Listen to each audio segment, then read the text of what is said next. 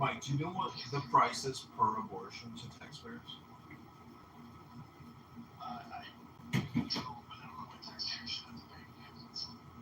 It's 16,000. It costs $16,000 per baby to abort. That's $1 billion divided by 60,000.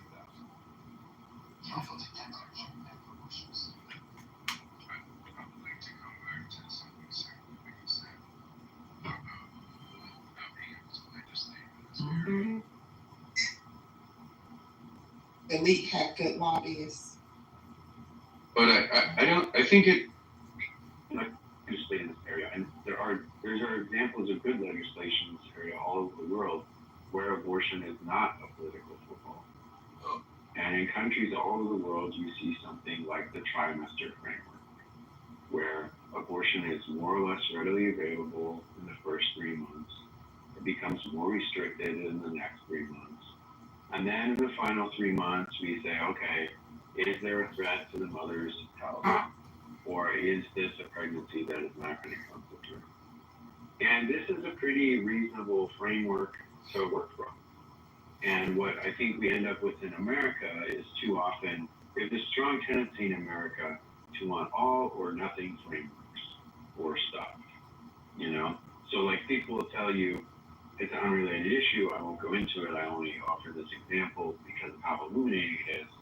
People will tell you, guns are banned everywhere except in America. Or semi-automatic rifles are banned everywhere except in America. And then you go to Austria, or Germany, or Switzerland, France. Are semi-auto rifles banned? No, they are not actually banned. But they have this like tiered framework, A, B, C, D of guns, and you need these different like tiers to get into them. They don't ban them outright. But in America, the only two policies we discuss in this area are like, well, let's ban them, or you can have them. You know, you can buy them at Walmart, right? And there's no like intermediate concept. And with abortion, we do the same thing. You know, with drugs, we often do the same thing. We're like, well, you can just have drugs, or they're illegal and you got to go to jail for them, you know? And there's no, also, like, I think with cannabis clubs and so on, we actually are evolving that intermediate concept there. But for a long time, the debate is just like drugs, yes or no. And the way we're treating abortion is we're just like abortion, yes or no. And you're not going to get good laws either way, that way. You know, I think we have to embrace these more complex um, legal regimes, somewhat more complex, somewhat more nuanced. You know, with guns too, Jay. I don't want to change the topic. Oh no, fair enough. I just want to mention, like, if anybody's on my side and they want to see like abortion completely, outlawed in the sense of the Supreme Court ruling on it. You don't even have to have a federal ban. You just have to have the Supreme Court deem status baby inside the womb. And if you believe in that, you should look into the birthright citizenship argument that the ACLU is pushing for on the basis that people who are in the womb are considered U.S. citizens and that they should have rights, and they should have the rights even if they're not born yet. So even if they're still in the mother's womb and some lady comes over from China, the second she hits the United States, if the babies that are coming, then that's considered a U.S. citizen even before it's born. That's what they're trying to push for, and a lot of the liberal, scholars on jurisprudence and stuff are arguing that hey, it's a fucking dumb idea because it could open the door to the Supreme Court ruling that a baby who's in the womb is a legal U.S. citizen and they do have birthright citizenship in that sense, which would then criminalize them having abortion, which I think is fucking amazing. I used to support the ACLU and they went all woke, but they've done something fucking amazing. So if you guys want to support the ACLU, you should definitely go on and donate some money. Well, the thing is that people get pissy when I say this in rooms, but Trump only has one more hurdle, and that's the Senate, and that automatic birthright citizenship is out of here. You will be introducing yourself as the person who didn't finalize your citizenship status. I even had a girl ping me into a room to tell me to get the fuck out of here, you old ass. I don't even know if she that bitch or not. You know, and I was like, gee, I kind of want to live to be 200 years old. I don't want to die young. I still got a lot of things I want to do. Right. And so she's just really butthurt about what's going on. But, yeah, that, those who did not finalize their status when their parents got the green cards, they're going to have a problem, and they should, you know, talk with a lobbyist and a lawyer, because you can't, America cannot hold everybody. 26 million came in throughout the Biden administration, and they bought nothing, but they were using everything back out. You know, you can end with no resources, so that means you had to take from somebody, and we all know that Black people get the back burner of everything when it comes to domestic issues, especially if there's something hot on the table, like nuclear proliferation, you know, keep people from using nuclear, keep people from going rogue into communism or fascism or something like that. And so that ideal of continuing to let your girlfriend's child be an automatic citizen is over with. It will be finalized and even a harsher enforcement once the Senate votes on it, and it's headed to the Senate any day now. Well, it's there. They're just like sneezing over it. Yeah. So that's the thing. I always said if something goes wrong, I would refer back to the reservation or something. But it's it is what it is, because they only have a small staff, and it's like they're inundated with a lot of paperwork. And I don't believe a lot of people are illegal immigrants. I think that the people have dropped the ball and did not process the paperwork fairly or accurately. That's what I think. Rich, I have a question.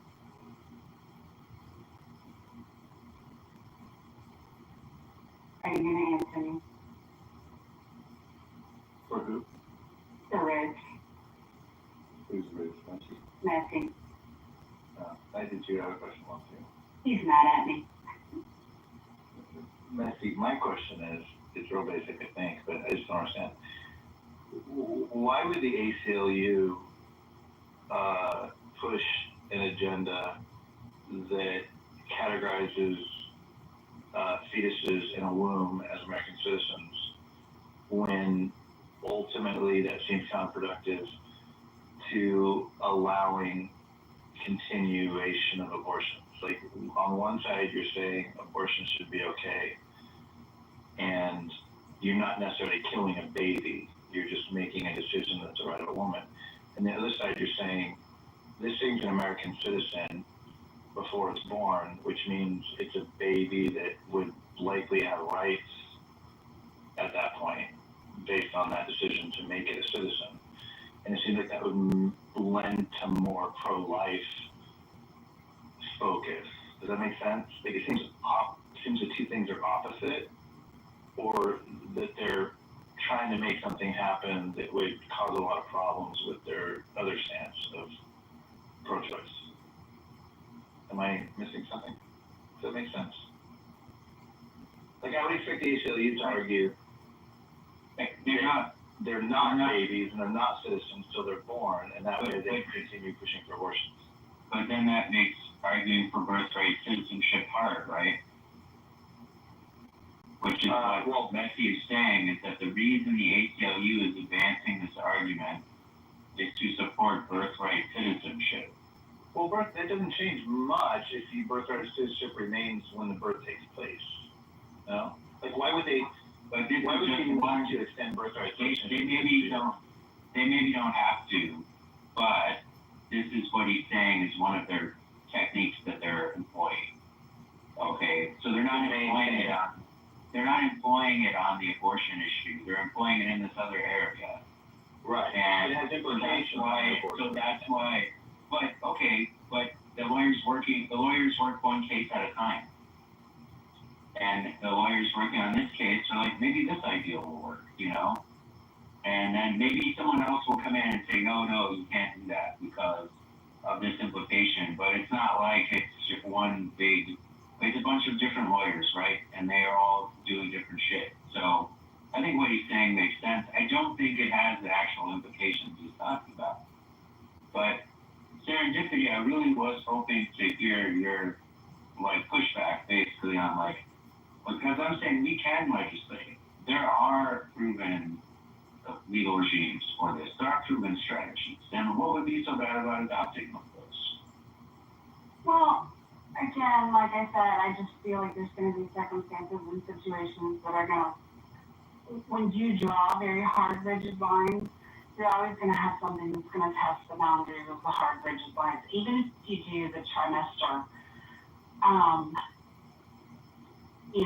first trimester, second trimester, third trimester, there's always going to be a situation that's going to come up, that's going to be outside of the confines of those very specified outlines within the trimester, which is why I think essentially it, takes a lot out of it. Let them be medical decisions, because honestly, in every situation, the doctor and the patient, medical team, however you want to frame it, are the ones that are in the best position to hopefully make the right choice for all the parties involved. I don't know. Like I said, it's just something I've been bantering around in my head, because I agree. I do take the position that I personally believe that life begins at conception,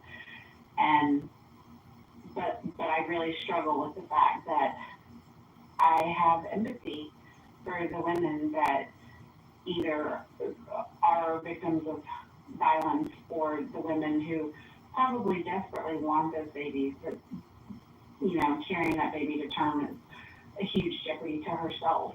And what if she's got other children she has to take care of, and a husband? Like, I don't know. I have so much empathy for those situations that if you're going to take a pro-life stance, the only way to really do it is to be all in, like Mojo said. Otherwise, your whole philosophy falls apart.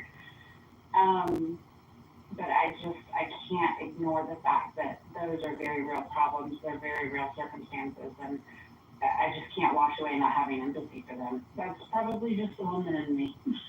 Can I just say to Christy and Drew, you missed a hell of a room earlier.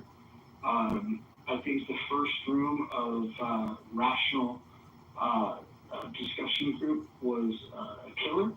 And if you think about how many people attended for the first room compared to a room that's been going for 3 years, I would imagine that by mid next week, we're going to be doing much bigger numbers than the other ones. So, Christy, you might want to get in before it's too late.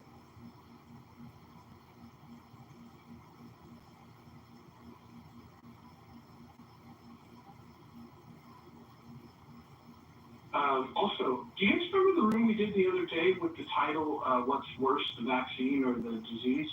You guys remember that? Anybody? John? Svenby? Nobody remembers. Nobody's at the title the other day? Yeah, do you remember that? I don't know, but I saw it today. Yeah, so we did that. Exact same title. We did that exact same title, and Jonathan Bing stole word for word the title. Yes. I can't complain considering I stole Gary Baumgartner's title word for word, but I can say that Jonathan Bing is hitting a new low.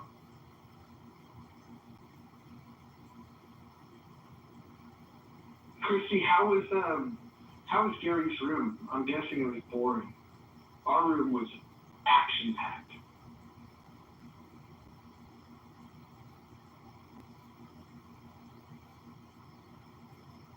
I don't think Kristen's here anymore.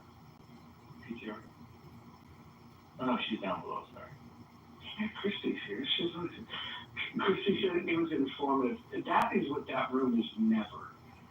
Gary's room is a bunch of fucking NPR listening, boring fucking people that just get up there and They don't build on any points. They just get up there and they just say words. It's just fucking word salad. It used to be good though, but now it's Monsef.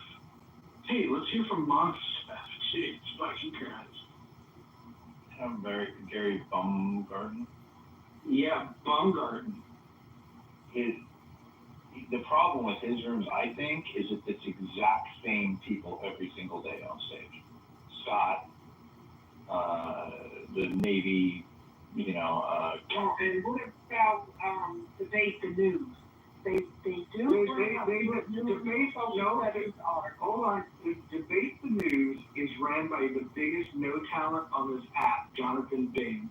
Jonathan Bing is a big no talent hack that rides on the coattails of Nelson Apega. Jonathan Bing has never had an intelligent thought. He's never had an original thought. He is a big dum-dum.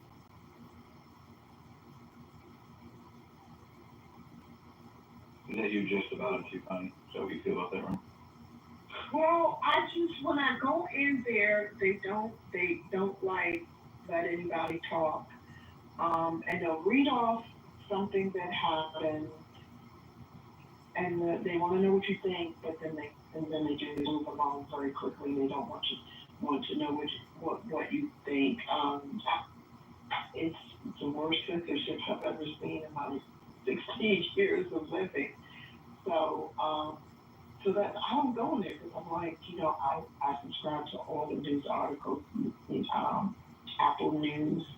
Like I just read my own news. So that's what I don't like about it. I don't like about it at all. And then the people there, they don't like communicate with each other because, you could back end each other or type in the chat what you think. So I don't know why it's the type that goes in there. But for Clubhouse, most people are there for the entertainment, not to learn a new perspective, way of thinking, or something that they totally agree on in fact. Yeah, I think that Gary's room, to your point, Connie, Gary's room, like he leaves the chat turned off, which is really frustrating because he lets people talk as long as they want, and they have to go in order. And there's absolutely no checking in. Like if somebody says something, just like, yeah, I agree. Like he would like freak out on you just for but it's worse than what you're saying because there was a guy just yesterday that gets up there and the topic of the room was it was ICE, right? They were talking about Trump's border policies, and this guy got up there and said that ICE is getting paid. The ICE agents get paid for every deportation, which is something that was super easy to fact check. Then they had another person that got up and said, "Thanks for making that point. I was going to say that." And it's like, wait a minute, like these are easily fact checked fucking issues, right? And nobody's able to push back. And then Gary only pushes back on selective things and on selective people. Correct. And so it's just weird. And then the idea that they closed the chat because somebody called him a racist one day. And so instead of being able to moderate the chat, they closed the chat. Then after people complained a lot, they created a chat on fucking of all apps, Facebook, right? So they've got a Facebook chat that you can join. It's just crazy. It's the whole thing is backwards. It is, but here's what I think. I think the reason that he runs it the way he does it is because he's an actual journalist, and I think it's all about his content research. I think that like the reason he doesn't want me to talk to you and you to talk to me and put this conversation or even to fact check. I think if he hears something that's interesting, he probably takes a note of it and he fact checks it later before he ever writes about it. But I think he's looking for people to give him ingredients for his articles. I think it's his way of like picking the brains of other people so that he can probably use some of what's being said in whatever he's going to write later. And from that perspective, that's why he's holding those rooms. Explain why he's okay with him talking for 5 minutes one at a time. Well, what he could do though is he could take the boringest people that don't have shit to say, like the David Garcias and the fucking the Martin Crest of the world, and just don't bring them up. There's some people that are just not well informed and they don't have interesting shit to say. Like he's not going to get anything good from something. Like for most of those people, and then the people that he could get something good from, like somebody like Anson, he'll like argue with Anson and then fucking dismiss him and put him down. It's like dude, like the one guy with the real world experience that can add something to the conversation, and he doesn't want to use it. He was a fucking nuclear submarine captain. Like, that's pretty fascinating to talk to, right? When you're talking about geopolitical shit. But he gets treated with the same endeavor as like some fucking goofball idiot that also takes pride. Yeah, that's enough from you. We're gonna sit you down and then say, hey, next on stage is nonsense. And you're right about people saying stupid shit, and you can't say that's not true because he's like, stop talking. And have you ever been in there when Victoria loses her shit? You know, Victoria, she's super hyper liberal, right? Yeah. Well, hold on. Like, you know, Victoria's coming here and it claims that she's briefed 3 separate presidents in the Situation Room. Oh, she really has? Oh, that's hysterical. That's her claim. She'll sit in his room and someone will say something and she'll just be losing her shit, right? Because she's so hyper liberal and that room is generally very conservative. And she'll be losing her shit and she'll want so bad to argue. And then she'll like chime in, just something simple like, that's not true. And he'd be like, stop, I'm gonna send you down if you do it one more time. And she cannot resist herself. She's like, that's not true. And she'll be like, that's fine, I'm kicking you out. And you'll kick her out, and she'll leave. But I don't think I've ever heard her actually, like, she'll be like 6th in line. She's never made it to 6th in line. She has such little self-control that she literally can't sit on stage long enough to get it. Yeah, the other part of that room that's fucking just horrible is when Scott Jones thinks that he's doing a good impersonation of Donald Trump. Oh, it's cringe. He's got the worst Donald Trump fucking impersonation. And Gary's like old and can't hear well, so he probably thinks it's fucking funny. No, it's so cringy. And Scott Jones is in the middle of like. Do you guys remember when you brought up some issues about socialism? The guy hurried up and left. He said what he had to say and he left. I was like, oh, that's what we're working with now. You know, Mike, I picture when Gary hears Scott doing the Donald Trump impersonation, he's probably laughing on the other end and having memories of Rich Little being on Johnny Carson and thinking that Scott's the second coming of Rich Little. Yo, John, you there?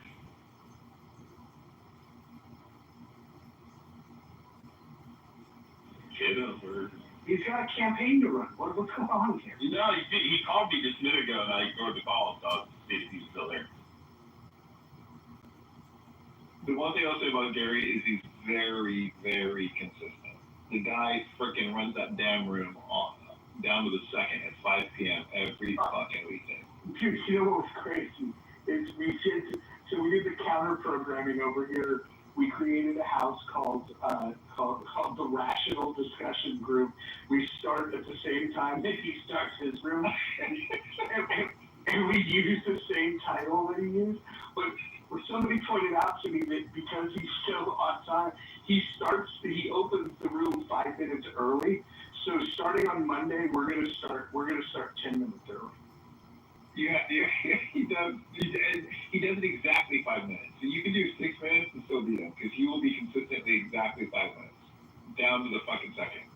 And he won't start talking until the top of the hour. Like once that, he'll watch that second hand and he'll immediately start. There is something refreshing about that part of it. Like he said it's because of his broadcasting days because he was in broadcasting as well, and he says it's ingrained in him. He can't not do it, which I find it refreshing too, actually. Yeah, that part's cool. I mean, if you do like being a Congressman. The other thing though is like he's trying to get a serious conversation, and then he's got Scott Jones. I can only imagine what Scott has said. Scott's probably been in his back channel begging him You gotta put me in, Gary. You gotta put me in. I do. All right, Gary, that's a pretty good interpretation. I do impersonations, Gary. You do an impersonation of Scott doing an impersonation of other people. Scott's an interesting guy. I wish Scott would come in here. I think Scott would agree with me that his impersonation is terrible. He would.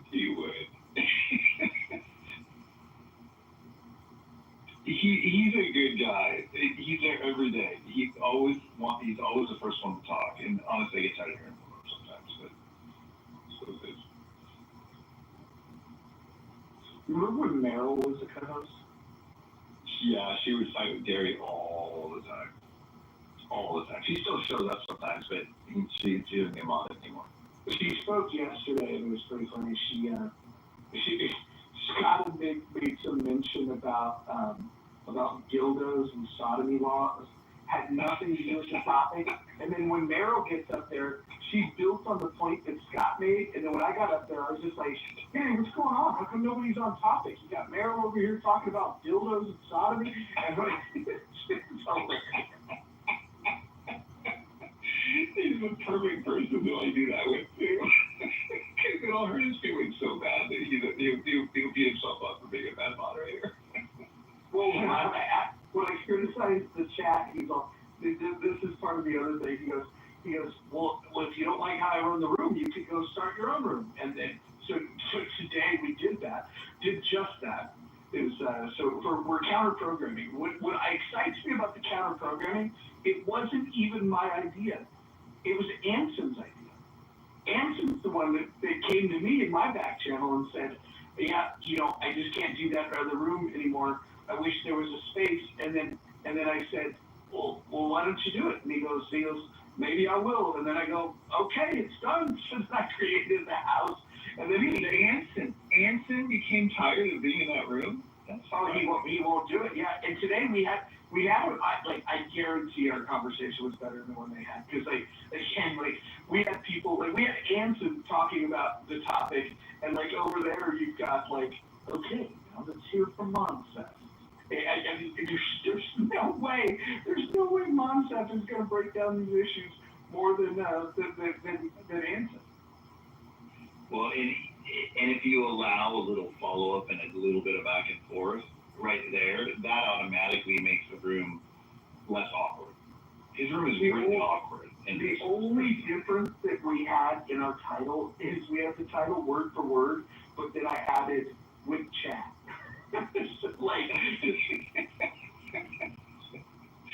He used to not even allow thumbs ups and stuff too. He finally opened that up, but it used to be you couldn't even do that. So you'd have to sit there and listen for an hour to wait your turn. You couldn't even say good job to somebody that was making it. I like going in there and doing the thumbs down to people like Victoria before she's even speaking.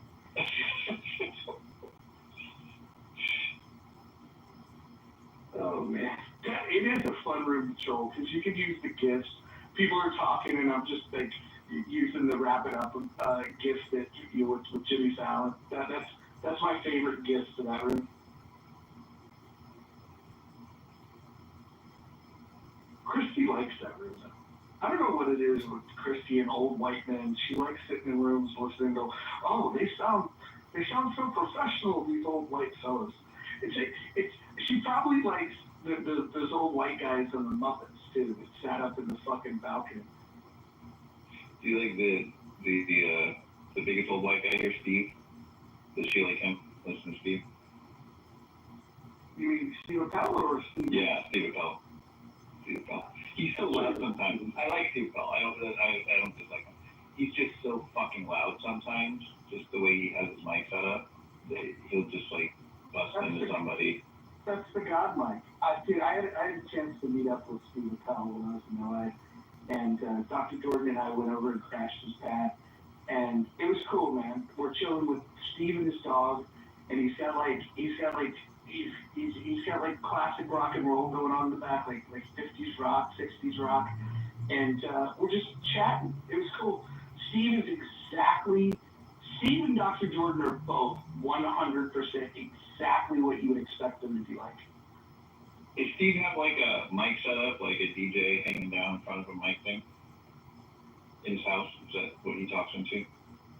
I don't know. I didn't see his setup, to be honest. We Okay. chilled in the living room. I pictured him like acting like a DJ, like full on all out DJ when he's on Clubhouse. Oh, he's fun. Yeah, I've always liked him. He named a rule after me, apparently, that people think I'm famous for on here now, which is really funny. People that follow him. They called it the Mike Moon rule, and he still calls it that all the time. But I was giving him shit one time because I was like, you need to let people go back and forth sometimes, because he's so, I don't know. I don't think he's a narcissist, but he just is so domineering sometimes that, like, two people want to talk, and he'll keep interrupting in the middle of the two people. I was just like, Steve, you need to back down. All these people talk back and forth sometimes, to let the conversation develop a little bit without your input all the time.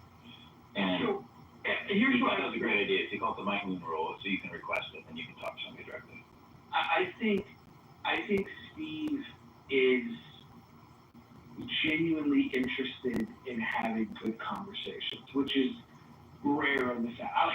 I can't even say that like with straight face anymore. Once upon a time, it was like I felt like I was genuinely interested in that. Now it's just like, you know, this is post-apocalyptic. Like, there's no more rules. Well, you definitely troll a hell of a lot more than you did before you left. Although I did create rules just yesterday. I created rules. Have you read the rules of this house? I have not. I'll go check them out. I bet Christy likes the rules of this house. Christy seems like someone that appreciates rules. But you've got a good speaking voice. Have you ever thought of taping what you do for a podcast? Why would I have to do that? It streams on YouTube 24/7. Oh, I didn't know that. Okay, great. Yeah. What you just said, there's dozens of people listening to that right now on YouTube. Oh my fucking God. Oh my God. Doesn't think that it means to say. Oh, okay. Well, can I have the link? Matthew, can you get her a link and put it in the chat for where we stream this? Margaret, whatever happened to the Liberty folks, the two of them? You mean Connie and Jimmy? Yeah, whatever happened to them? Connie had some things going on, and Jimmy's been busy with work, but more importantly, like, the Liberty movement just died because when the Libertarian Party decided to essentially endorse Donald Trump, well, not officially because they couldn't with their bylaws, but all of the people that were influential were personally endorsing it. Christy, the reason why it's English only is because if I don't do that, you have people typing in the chat in a language that I can't moderate. And so I then don't know if they're insulting someone, doxing somebody. They could be doing something really problematic, and I just wouldn't even know it. Plus, you're just super racist. And there's that. But you can't call me homophobic, not with this photo of mine.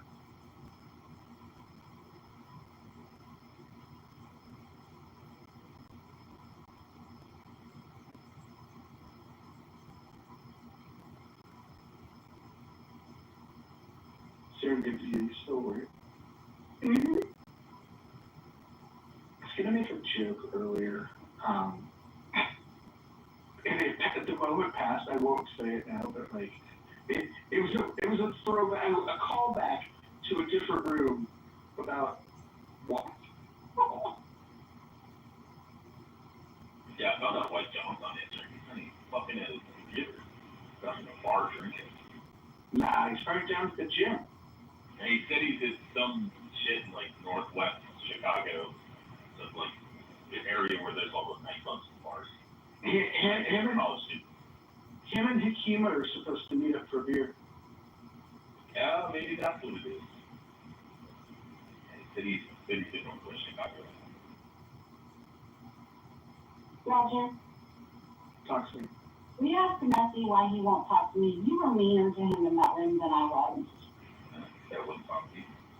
No, I wasn't mean. Yes, you are. That would have changed the question, and you have been silent. Oh, I told. Sorry, I thought I'd let you guys know it's working. Look, I wasn't mean to Rich. I reject his style of evangelizing. I think that look, I won. Let's not do it again. Well, He is. He's doing an Asian thing. He's like building. No, let's not do it again because hold on.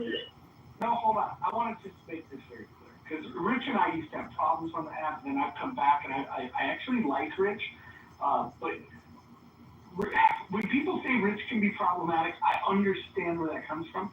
He's just he's not a bad guy. He's just stubborn. But this is an issue where I genuinely think that it's not going to have the impact that he thinks it's going to have. Because if somebody already believes what he believes, then he doesn't need to say it, right? All he's got to do is point them to the scripture, right? But if they don't believe what he believes, then you have to have a starting point that's not, condemnation. And that's my only point. I just don't find that it would be effective to solve a problem. Unless what you're hoping to do is just make somebody feel terrible about themselves. Because if they did believe what you believe and they still didn't want to retreat from their sin, and you're telling them that, you're just going to make them feel bad. And I don't, and your answer to that would probably be something like, well, if they save their soul, I don't care if they feel bad. But if you're I can explain real quick what. Sure, but if you wanted to help them, why wouldn't you just give them a baby step? Give them a baby step.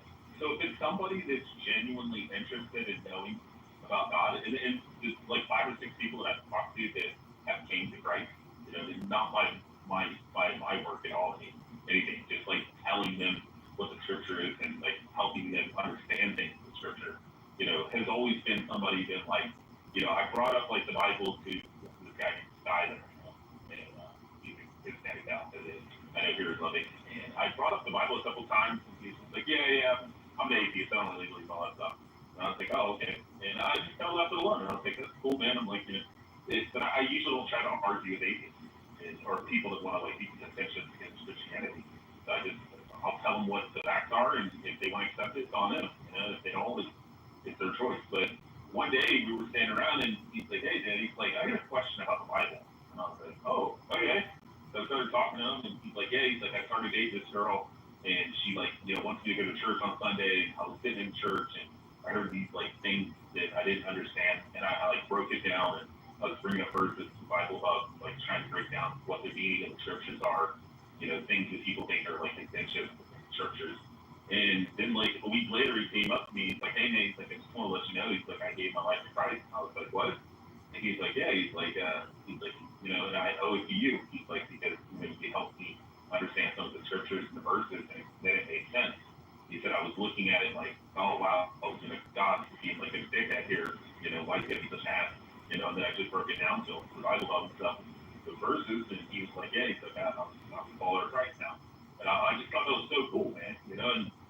But it was just like he was open to hear. When these atheists or people that call themselves deists or other stuff, and they're like, yeah, I don't believe in the Sinaitic Bible, your version of God.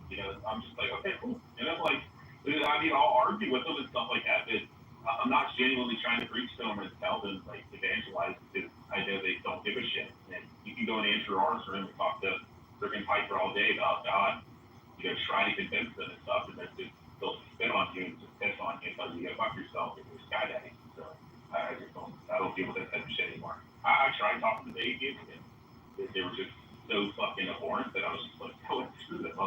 It's their choice. It's you to us off for samples and move on to the next town. Let's go to the people that are actually want to know.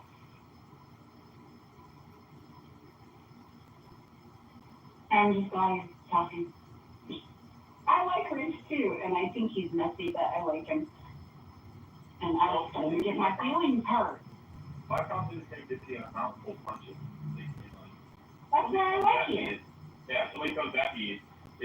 My dad's the same way. Yeah, I have that Peter, this like Peter, K-pop from the Bible, somebody comes at me, I'm pulling out my sword and cutting her ear off. And I know I shouldn't, but at the same time, it's like if you're gonna come up and be like, oh, you're a faggot, Peter's a great one. yeah. But you know what you could do? You could be just a teeny tiny little bit nicer to Monica. Okay, look, here's the thing. This is the last thing I'm gonna say on this. I don't have any hatred for Monica. You know I'm autistic and people are like, oh, people don't know how to read people. I am fucking hyper observant. And I think a lot of autistic people are hyper observant, but they usually can't like understand their observancy, what they're seeing and understanding. And like my son's like more autistic and off the spectrum than I am, but he picks up everything. And that little motherfucker, he'll do some bad shit, and I'll be like, Richie, stop. He'll turn around and smirk at me. He knew what we were going. Like, Rich, did you know that like back months ago, you and is it Jerome? Is that his name? Jeremy the atheist? Yeah. Do you know Jeremy when he was using the all black background the same way that you were doing? Do you remember that? I don't remember him doing that, but yeah. So, anyways, you guys used to both do it, and Kelly was the one that pointed it out.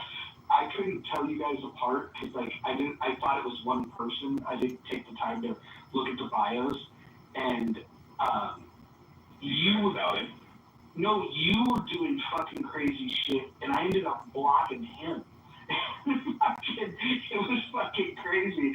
And then you'd fucking show up, and I'm like, I thought I blocked that asshole. And then Kelly explained to me that you guys were different people. Oh, yeah. Jeremy's over there and talking apes, right? He's doing the Monica shit that you do, where you're like, yeah, I'm not really a big fan of Monica. She's okay, but I'm not a big fan of her, but I'm like doing this, making it pretend like I'm in love with her, and like she's like the greatest thing since like bread to like, fuck with people. And Jeremy's doing the same thing with the black people over there, and he's like, yeah, these filthy white people, these eating dog Edomites, and I hate all these white Christians. Hold on, let me clarify the Monica thing. I genuinely believe that she is intelligent. I genuinely believe that people think that think she's a racist, I think are wrong. I understand why they say it, but they're just wrong.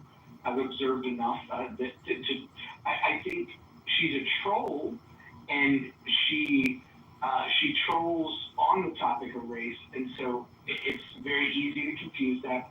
But I do think that people are incorrect about that. I think that she's actually got a good heart. I don't think that she's malicious. I don't think she wants to hurt people's feelings. And in fact, because I remember Monica before the trolls. I remember Monica when she was just like, popping into rooms and like, having conversations about Jordan Peterson or fucking Thomas Sowell, and she's kind of playing the straight person without trolling. And then when people on the app, when they get aggressive and they talk their shit or whatever, she was one of the people that when confronted with the idea that like I don't know, like the grievance culture that you're white, well then ergo you must be racist. Her reaction to that, like people say that to me all the time, and like I'm of the like, okay, I know what I believe, what I don't believe, so I don't get moved by that stuff. I don't think she'd ever experienced that in the real world, and so I think because she's proud and because she's outspoken and she's willing to defend herself, what she's decided is she's going to push back on that. I think it just deeply offended her, and I don't need you to go. I'll be finished in a second. You can just mute yourself. Thank you, lady. Anyways, I think Monica's misunderstood. The biggest mistake Monica's ever made, and I told her this, is when she would do rooms with Sean Coleman. Now, Sean Coleman is an absolute piece of shit, and I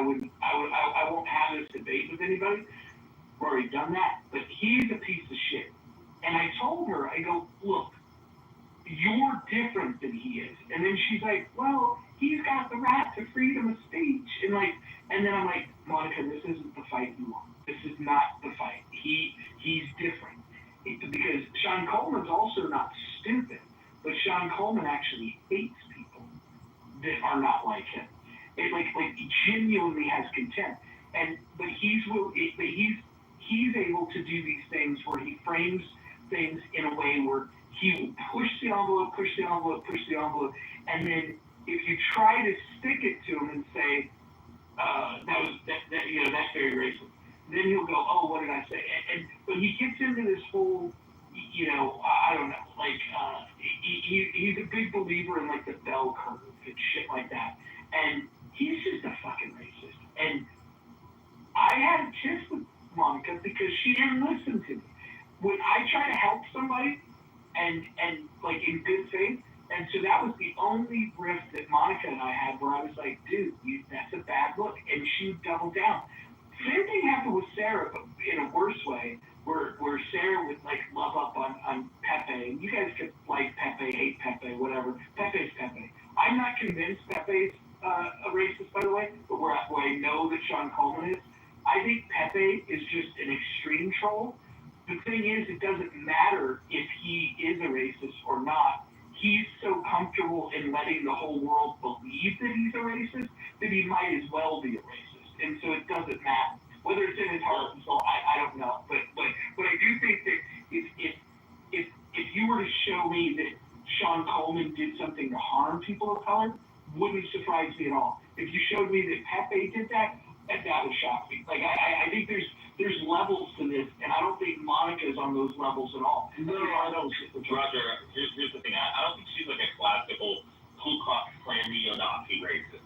But I think she espouses a lot of racist fucking shit, tropes and stuff. I mean, like I was saying about the Discord, people will be like, Monica's not racist. And I'm like, she literally just fucking posted Nick Fuentes bullshit on Nick Fuentes' fucking Twitter account. Or like people that are adjacent to him that are like neo-Nazis. And she'll post these things about talking about like, statistical numbers of like black people committing violence. And then you click on the Twitter and you're like, oh, this is a fucking neo-Nazi fucking Twitter. Like, why does she keep posting neo-Nazi shit? And then she'll put in the Discord, she'll be like, oh yeah, the fucking North American pavement apes, talking about black people. Or she'll, sit there and do the mud shark shit. And that's why I would give her shit about mud sharks. Because she constantly posts in the fucking Discord, oh, these fucking mud sharks, fucking fat white women and shit.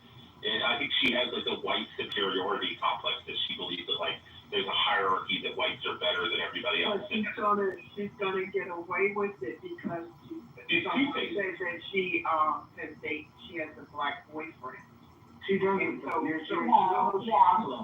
She's saying what she's saying, but it's not blanket. And as long as it's not blanket, everybody's not like me. I'm not gonna say anything. So the last thing I'll say about this real fast is the one thing that fucking will set me off more than anything is when I can pick up on somebody's two-faced. If you're genuinely coming in and you're like, yeah, I don't fucking like black people, or I don't like fucking Jews, I'm totally fine with that. Like, I believe in freedom of speech. I hate when somebody comes in and they're like, oh, no, I'm not racist, but they're like North American pavement apes and mud sharks and like posting fucking Nazi fucking shit in the Discord. And I'm like, wait a minute, hey, like, did you guys see this fucking white fucking fat bitch who pretends to be nice is, on here fucking... Dude. I shouldn't have said that because I got Look, this is the issue, Rich. To make your point, you want to make the most extreme argument. The fact that she's not even here, we probably shouldn't even be talking about her. Yeah, I agree. All I'm saying is that I think that people are wrong. I listen to people a lot, and I know you do too. And I've been on this app fucking, there was a time when I was on this fucking app 20 hours a day. Believe it or not, 20 fucking hours a day. This was like crack for me in its prime. I've listened to people, and I'm telling you, that is not a racist woman. She's a troll, and she's hilarious, and she's brilliant. I can say all these complimentary things, and I've told her I understand why people think that she's racist. But I know that she's not. I know that she's not. So Jinx, the scientist chick, is like cute black chick that is married to the white guy and stuff. Jake. The one that's a scientist and drives. Yeah, the scientist. Yeah. Exactly. Drives by spits on the homeless people. Like her, I called her out. I kept telling her, I'm like, this bitch is fucking two-faced. And they're like, no, she's not. She's really, really sweet. And then she got super pissed off because Nathan and them were fucking with her, and they never modded her up. And she's been in the room for like 6 months. And they were modding every other new chick that came in the room and saying, oh, Star is like the greatest fucking woman we've ever had here. And Jinx finally crashed out. She's like, I do all these game rooms and these like fun, things and stuff, and try to do all this amazing stuff, and you never fucking modded me up, Nathan. And then she went from this sweet lady to sitting there saying, oh, Nathan, I think your fucking son has an extra fucking chromosome and is fucking retarded. Like, because his son in the background will start making like all kinds of noise and shit. And he'll be like, oh, he's autistic or something. Don't let me hear that. But yeah, she's like, why don't you go deal with your fucking 5-year-old son who can't even fucking know his ABCs? He probably has a fucking extra chromosome, Nathan. And then everybody's like, oh my gosh, she's such a like terrible fucking person. I'm like, hey, I've been telling you guys that for 6 months now. They get down on Nathan. They said he owns a pineapple plantation, so he's polyamorous. They really give him shit. But he hold on.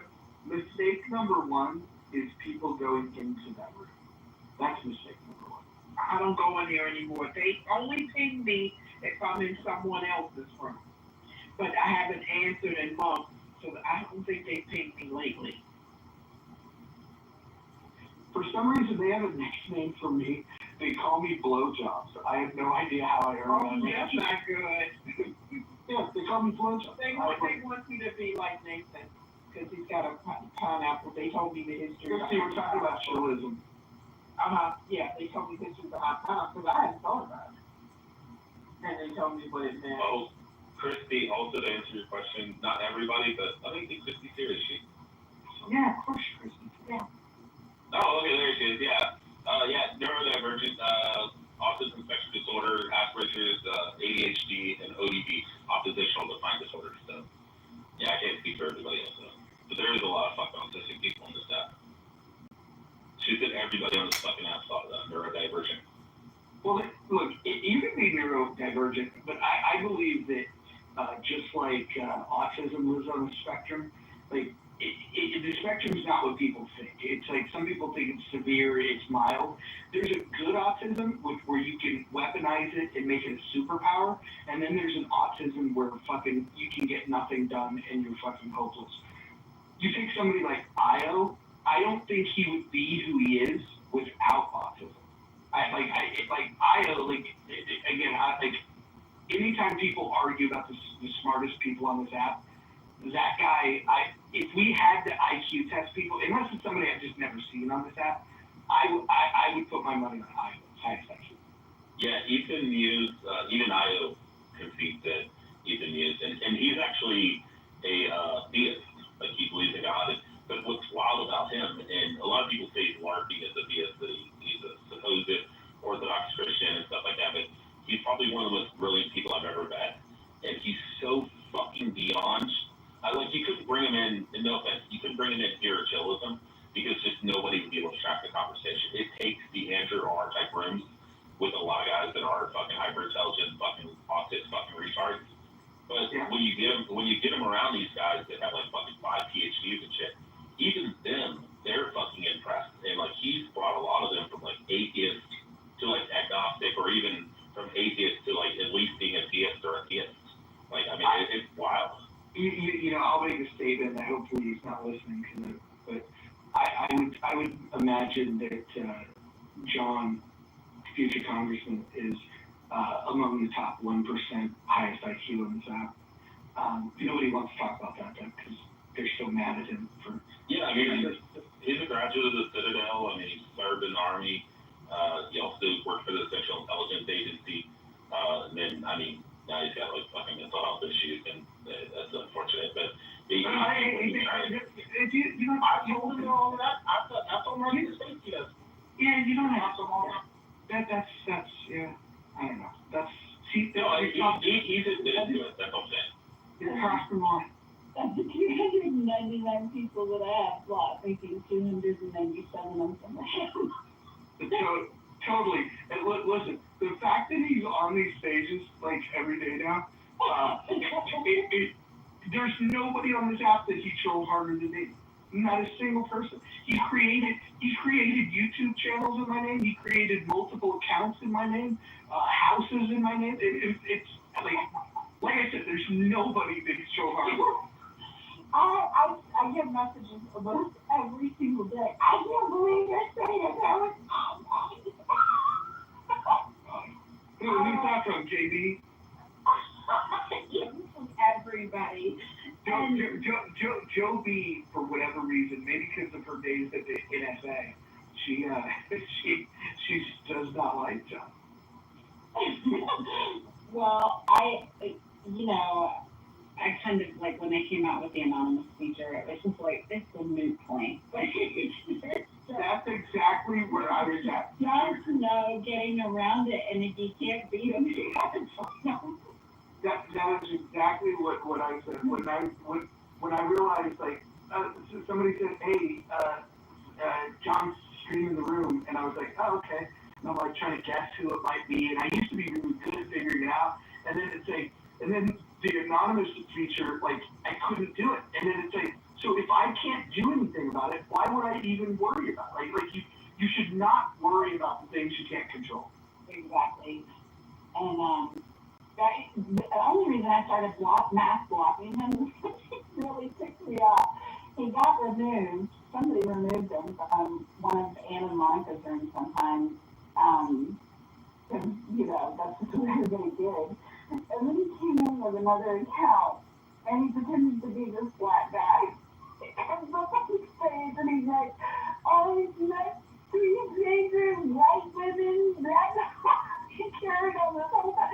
It took about 15 minutes before anybody picked up on the fact that it was actually him. I was like, when I told Roger, I was like, hey, we should get John in here, he's running for Congress, all that shit. I called him and I was like, listen, John, I'm like, you gotta like fucking chill out. You can't come in here and crash out and all this, like fucking it's all a fucking psyop and a mind fuck and all this stuff. I'm like, you just gotta like chill out, dude. And he's like, okay, I'll try my best. And then now he's been in here for like how many weeks and he's like totally normal. And he's feeling really good. I'll give him props. I wouldn't say totally normal. My favorite room was earlier today when Anson and Moose have mob houses and John's crashing out and fucking Anson trying to be patient because he doesn't want to kill the vibe of the room, so he's let him go longer than he wanted to, and then he's just like, okay, we gotta move on, you're off topic. The only time that you could get John back in the day to like get serious and like stop trolling and messing around and just being silly and shit was whenever it came up to Israel Gaza shit. He would like drop the whole fucking facade of the charade and he'd be like, alright, listen here, you fucking Palestinian piece of shit. He would just go off and we're like, oh wow, this is like normal John, this is amazing. But yeah, he's one of the sweetest guys on here. Well, there were two things that won me over. The first was the acceptance that I couldn't do anything. The app, they created these rules where, I've had these conversations with him privately as well as publicly on the app. Like, hey, I don't put on replays. People, will open up more when they're not being recorded, and like you're violating their privacy and their desire to not be recorded. And so, like, I had a problem with it because I was going out of my way to make sure that this was a room that didn't have replay. So once Clubhouse made that a moot point, it's like, oh, okay, well, I can't be mad at that. So then once I accepted that, I started looking at some of the stuff he was doing. People started sending me shit, and I was looking at what he was putting on YouTube with the mirrors room. And I'm telling you, I think there's a legit possibility that if a security agency, whether in this country or somewhere else, were to listen to a mirrors room, I think like arrests would be made. And like, I don't want to overstate this, but I think that there's a world in which the streaming of audio on Clubhouse onto YouTube, he may end up, as much as people might not like, hero of this story. MGK, you're on the spectrum too, right, brother? Shit, probably. Like slightly. You got a touch of autism, right? You know, I've been thinking about it lately, and I think it seems likely. It's a little bit of a three things, which is like maybe a little bit of autism. I'm not so sure about that, but definitely ADHD and a little bit of a flavor of OCD too. That's pretty much it for me though. But yeah, a mix of all those. That's sort of but for me, they're like definitely a superpower to the point where it just helps me they actually help me think through things as clear as possible. I'm really OCD about sort of logical consistency and things like that. So yeah, definitely uses my advantage. Do you guys remember Tommy? Serendipity, you gotta remember Tommy. Yes, I do. So that would be an example of bad autism, where it's just like the record skips and it's on the worst song.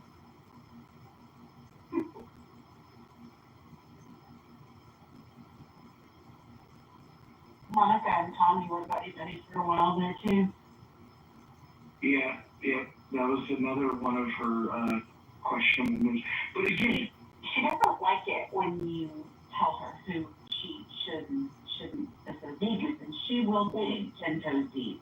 especially because she arrives at this thing of like, I believe in free speech.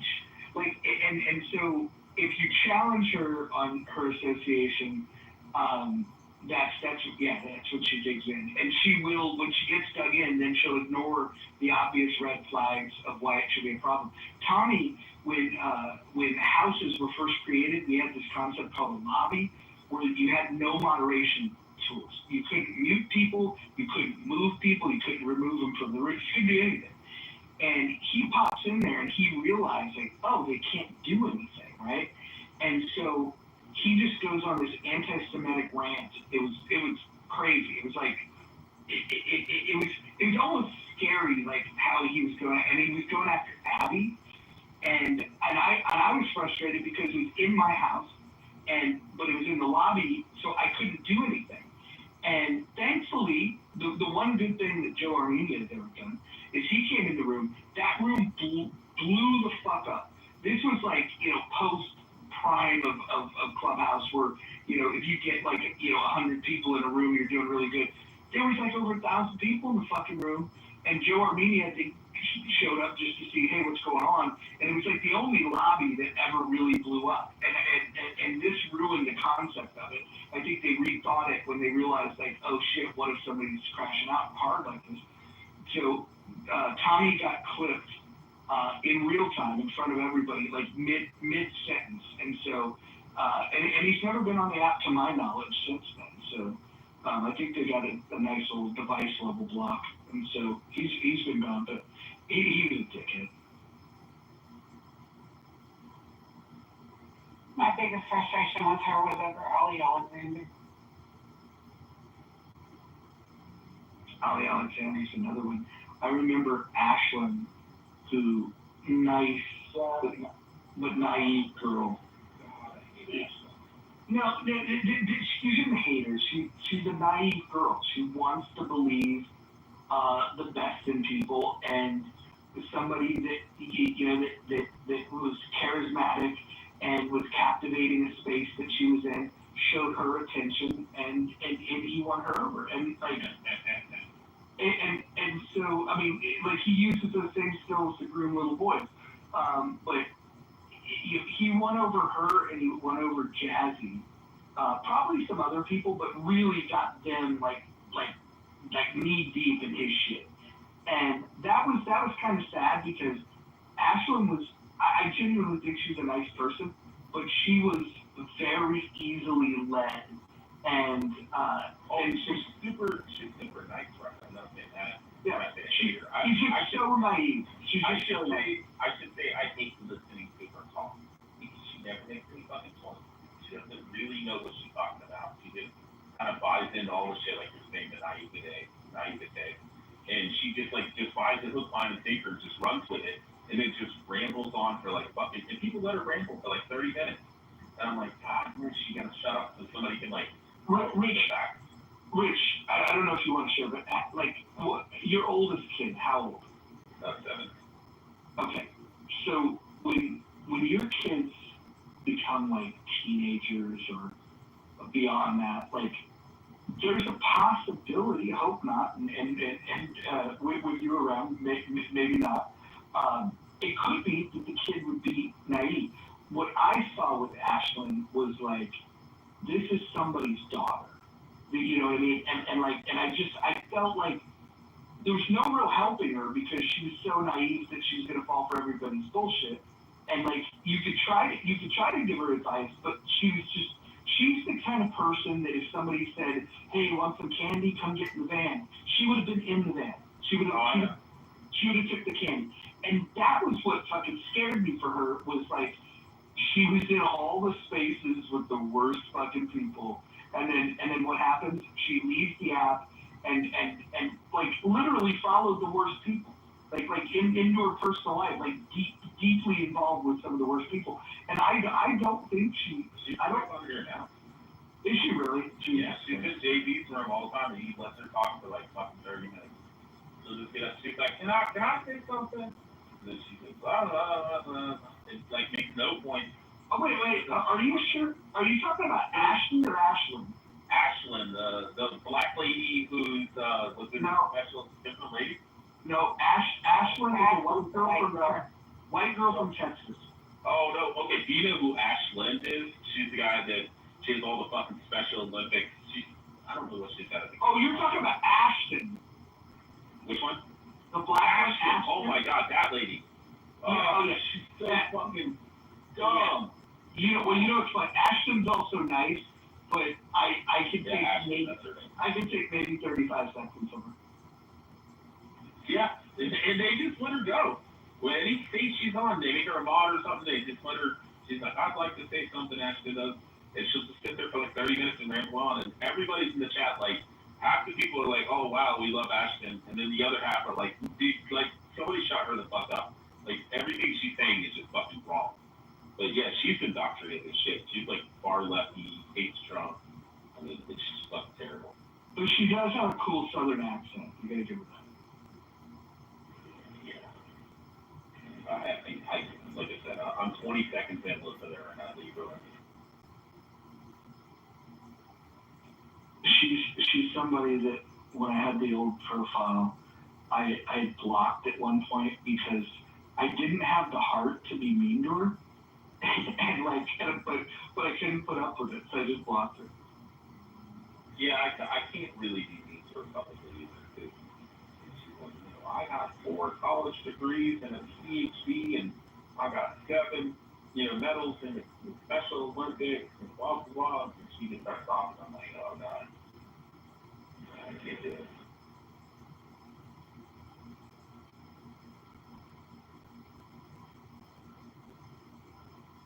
What do you guys want to talk about on Monday in the rational discussion group? What are we going to do? No, I don't think we're going to copy Gary's room again. But we will do it at the same time, just to make sure that people have an alternative to that space. What's the topic you think we should do on Monday?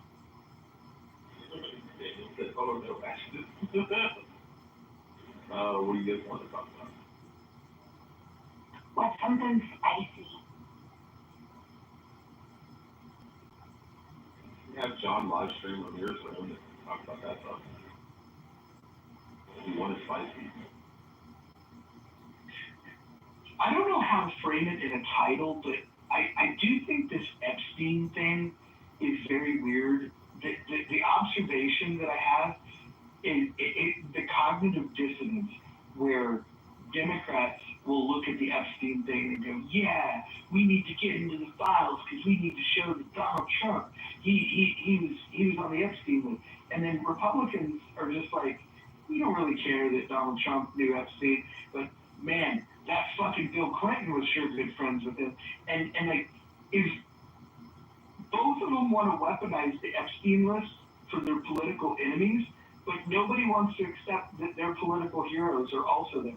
And so it's like, it's pretty funny when you see the dueling photographs of like, you have, the Democrats will show Trump with Epstein, and then it'll be, the photo of Clinton with Epstein. Well, it's like, why can't we just say that they're all a bunch of fucking weirdos? I don't get why we can't say that. Well, let me ask you a question. Like, if anything does come out of Trump being on that statement, you think it's like Trump like being all weird, like the rest of them that were probably into like fucking 13-year-olds and shit, or do you think maybe they got a girl that's like 17 and a half, and they're like, yeah, she's 20, Trump, or 19, and they can't fuck her, and then they're like holding it against them and shit. Like, I get this. Here's the thing, right? I just can't picture Trump with like a 13-year-old little girl. Like, yeah, 13-year-old. Here's the thing. Clearly, whatever's happened on that island, it was designed to be like fantasy island for the rich and famous, right? Like whatever you wanted, this is the place that you could go and you'd be away from everybody. You could do what you want to do. I don't think that means that everybody was diddling kids. I think that they probably sex trafficked adults in there too. But I do think that the mere fact that they're all so connected with them, like if we were watching this as a movie, right? Forget about like your political ideology. Just you're watching a movie about fictitious, presidential, former presidents, current presidents, and you're watching it. You'd just be watching with horror and saying like, oh man, all these guys are sick. Why are they all with this fucking dude? Like you would have much more moral clarity if you were watching a movie. But people like get weird about it because, oh well, I like what Trump's doing politically in this way, so I'm going to disregard the fact that he's got a fucking crazy relationship with a known sex trafficker. Yeah, but you also have to make the argument for like, for example, I'm not saying it's true, but if somebody in healthy debate is a big time moderator than a person, if we found out that person was like a diddler, like would every person in that room be guilty by association, or be like going into that room every day, everybody who's a moderator is guilty, like just for being friends with that person? Because I mean, it doesn't, like you said, it doesn't mean that they're necessarily diddling kids. And, I mean, if it came out that Trump fucked a girl that he thought was 19, 20, 20 years ago, and he thought the girl was fucking 20, and it turns out she was 17 years old and 9 months old, like I don't think that's a big deal. But if he's fucking like 13, 14-year-olds, 15-year-olds, then yeah, like hang this motherfucker and hang all of them. But I mean, that is some shady shit that they could have done too. I mean, they'd be like, yeah, she's 20, and they knock their bottom out, and then they're like, oh yeah, she was actually 17, now you're gonna do our bidding. I don't think I would be like in breach if she's like almost 18 or something. I agree that I think that just because they were associations doesn't mean that they were necessarily all involved in the diddling of the kids, but I do find it very hard to believe that they didn't all know about it. Oh yeah, I think they all knew about it. But allegedly Trump did, and what a lot of people say around him is that once he found out, he told go fuck himself. Like staying at small places. Like that might not be the true story. It might not. I don't know. Yeah. I have a conspiracy theory about that same file too. So real quick, I was just going to mention, one of my dad's best friends was a police chief in Florida, and his son ended up, he was like 15 and she was like 14 or something, or 13 when they started dating. And then they dated all the way through high school and middle school and all that kind of stuff. And then when he was like 20 years old and she was like still 17 and a half, the mom, because the way the law is in the state of Florida, that the parent is the one who gives parental consent for somebody to have sex with a girl who's 16 and over, or 16 to, up to 18. The parents have to be like, yeah, I'm totally fine if you're 19 and you're fucking like 17. So they ended up breaking up, and the mother called the police and had him criminally charged, and he's now a registered sex offender. So that's what I was saying with the 17 chain. Yeah. I have a little conspiracy theory about the Epstein files. I think that they passed through so many hands. I think so many people are implicated in it that when Trump was out, talking about the fact that he would declassify them and share them, I think that they wanted to ensure mutual destruction. If he released it on all of them, and I think there's a good likelihood that they potentially maybe embellished some of the information in there that included him. Because I don't know, I don't get child pedo vibes from him. I don't really care for him on a lot of personal levels, but I just don't get the child pedo vibes. Trump also kind of contradicted himself. The story about Mar-a-Lago kicking out Jeffrey Epstein because they got reports from, one of the residents there that he was being a little weird from one of the younger kids. He kind of relatively recent, I want to say it was in the past week or two, recounting that story, but it was different. He mentioned that it was because Ghislaine was stealing staff from, I guess, his massage area within Mar-a-Lago, and it happened twice, and I think one of the individuals that was apparently taken from the Mar-a-Lago staff was Virginia Gouffre, the girl that came out accused later on. So could have been one of the other, could have been a compilation of the two things happening? Yeah, to your point, I think it could have been one of those entrapments where, maybe his staff hired somebody that was illegal, so it's not necessarily that it was anything sexual, but it could be that it was just kind of dubious hiring practices along with just the connection with this guy. Yeah, it's kind of like they talk about, the Polish workers and stuff, and he's like, listen, it's like, I own the fucking company who did the contract work on that building, but then the company who was a contractor who worked for us was the one who employed all the illegal Polish, immigrants or whatever, the undocumented Polish immigrants and stuff, and then they ended up getting sued, and because he was the one building the building, he was financially responsible, and then he fought it in court. So I mean, it's like, just because you hire a contractor and they have a bunch of fucking illegals working for you, I mean, yeah, you are technically liable for it, but, it's not like Trump was sitting there going, yeah, bring in a bunch of fucking illegal Polacks, Yeah, and I think he's also worried about, I think the bigger angle is just, the public opinion, and then, what that will mean for his power going forward.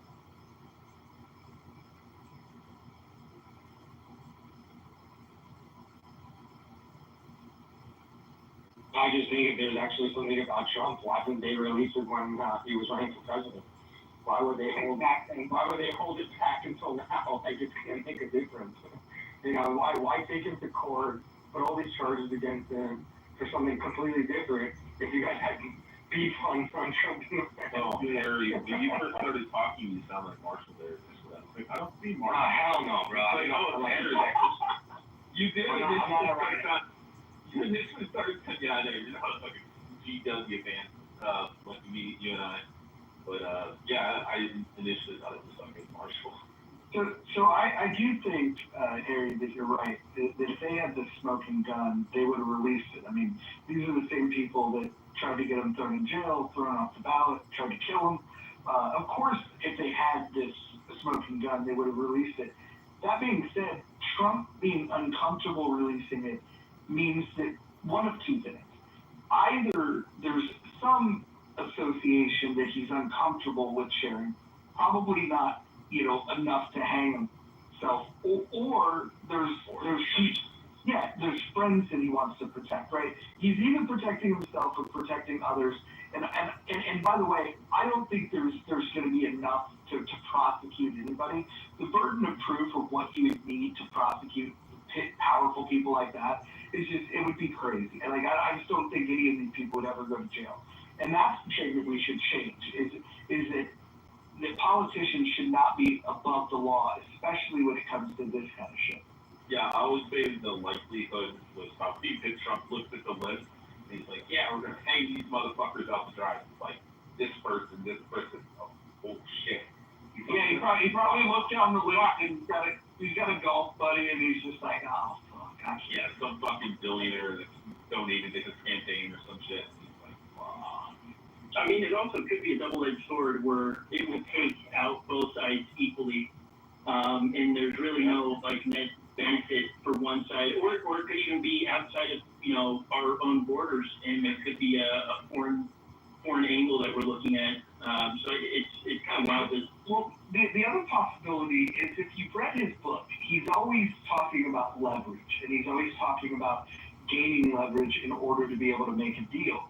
There might be other things that there could be people on there that he's protecting for the fact that he can get something in return. Hey, I'll make sure that this stuff never sees the light of day, but you're going to have to help me here. And maybe he gets something in return. Yeah, he might be quite these congressmen and senators and he's like, hey, let them know we know what's on the list. Ah, fuck. Well, I guess we're going to pass that big, beautiful bill now.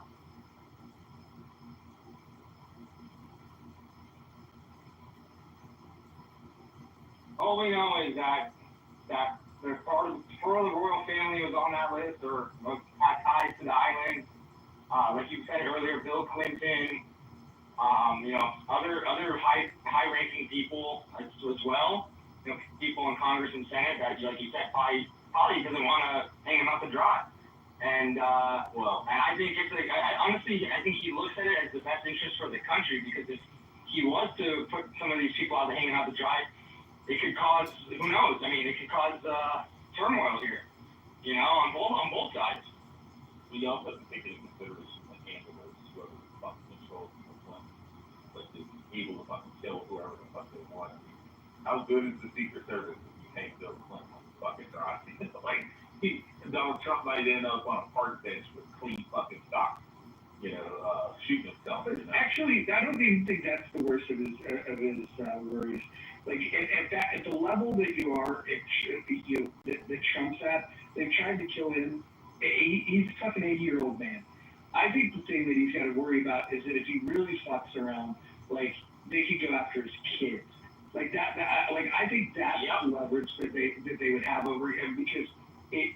And by the way, he talks a good game, like he's tough and he's going to deal with all this shit. We will find out how tough he is when we figure out what he's going to do dealing with Putin. The put up or shut up moment for Trump in all of his presidency is going to be the way that he deals with Putin. And it might not be pleasing to everybody, including me, but if he fucking bends over for Putin, that will be his legacy. He's got an opportunity to look him in the eye and do some real fucking American shit.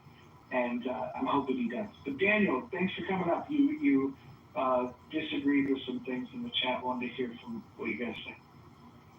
Hey, it's pretty often that when I come into your rooms, I'll be in opposition or get booted or whatever. I appreciate the opportunity to say. Wait, hold on. Who would boot you? Occasionally in this room, I've not been welcome.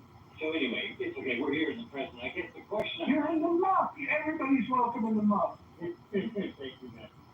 I want to ask you, what would constitute him standing up to him in a way that you would consider satisfactory when you say that? I think he needs to make the American position clear of what the expectation is, and he needs to ask, what will it take?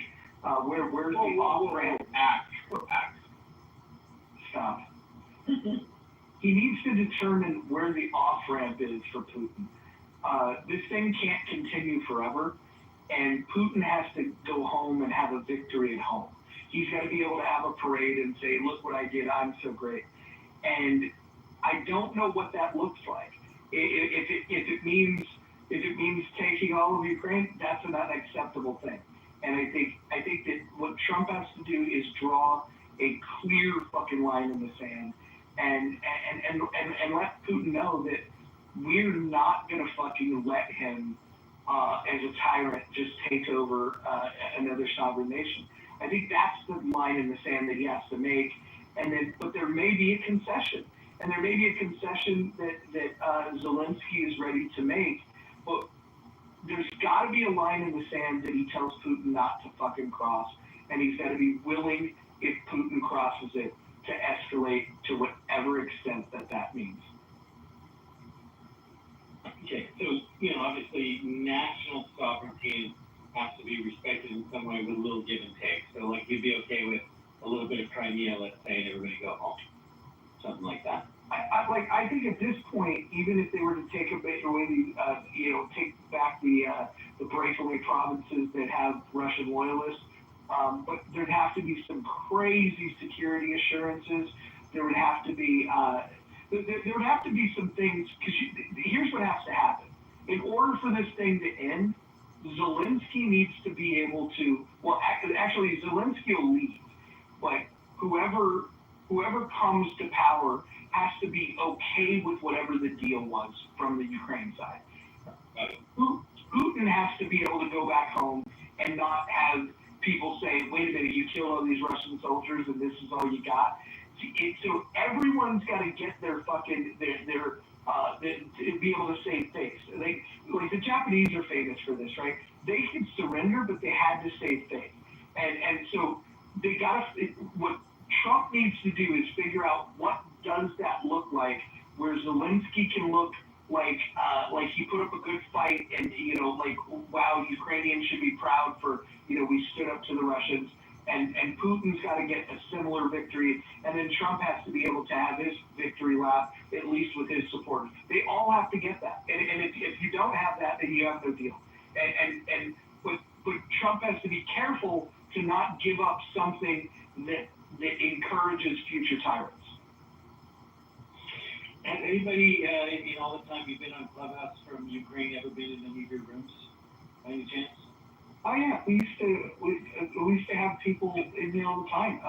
When the SITREP room it ended after Piotr took his victory lap and made it sound like he was the creator of that room, which he wasn't. No, a lot of the people that were highly plugged in. In fact, the best information that came out of Ukraine, I don't know if you guys remember Denny. But Denny was the guy that was piping in all that up to the minute information, and so Denny was the reason that room was good. And then you had a couple other moderators that didn't have their head completely up their ass like Piotr. I'm sure you've got this impression. I work with Ukrainians on a weekly basis. I discovered recently the way we have like ceasefire and peace, they have two words, but the way in which they're different says a lot. One is for the cessation of hostilities. Another is when the invaders leave. They have to come up with a word in their culture when the invaders leave, because they've been invaded for so many hundreds of years. I guess you've probably got the impression I certainly have is those people will never give up under any circumstances. No, you would have to completely take away their ability to fight. Yeah, I just don't see it in any circumstance at all that happening. So much so that there's massive set of climate funding that the European Union set aside, and we moved almost, but not all of it, to Ukraine to defend Ukraine when the United States slowed down. There is so much steel will out there that I don't think is being quite fully appreciated. Let me put it that way. I won't call it reported, but fully appreciated. I definitely think in a minute Zelensky would leave if he thought there was going to be a way to secure peace. I don't have a shred of doubt of that. I talk to people who talk to him frequently.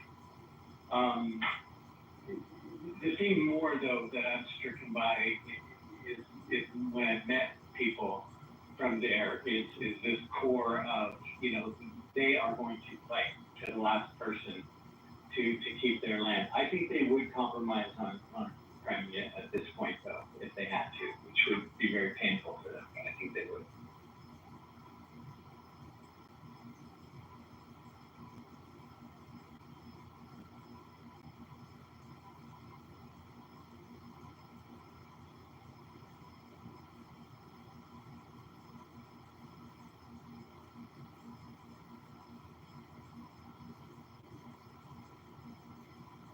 way to bring Pitt into the room of conversation. I don't know what we just did, but We'll see. We'll see what he stands up for. Well, I thought the most interesting part, at least, what Putin proposed before the meeting that's going to be coming up, I guess, in Alaska, where they agreed upon, is that the territories that he's claiming as part of the deal have decreased from where they were before. So I don't know if Putin's coming to the table with his legs, or his tail between his legs, or, if he's starting to kind of realize the pressure a little bit more, but it'd be interesting to see what comes of it. There's one other sticking point besides the territory, though, guys, which is whether they can make the deal requiring or not requiring Ukraine and NATO to agree never to be part of NATO. This is fundamental for Putin. And I highly doubt that they'll ever agree to that. I think they're at a reconcilable difference there.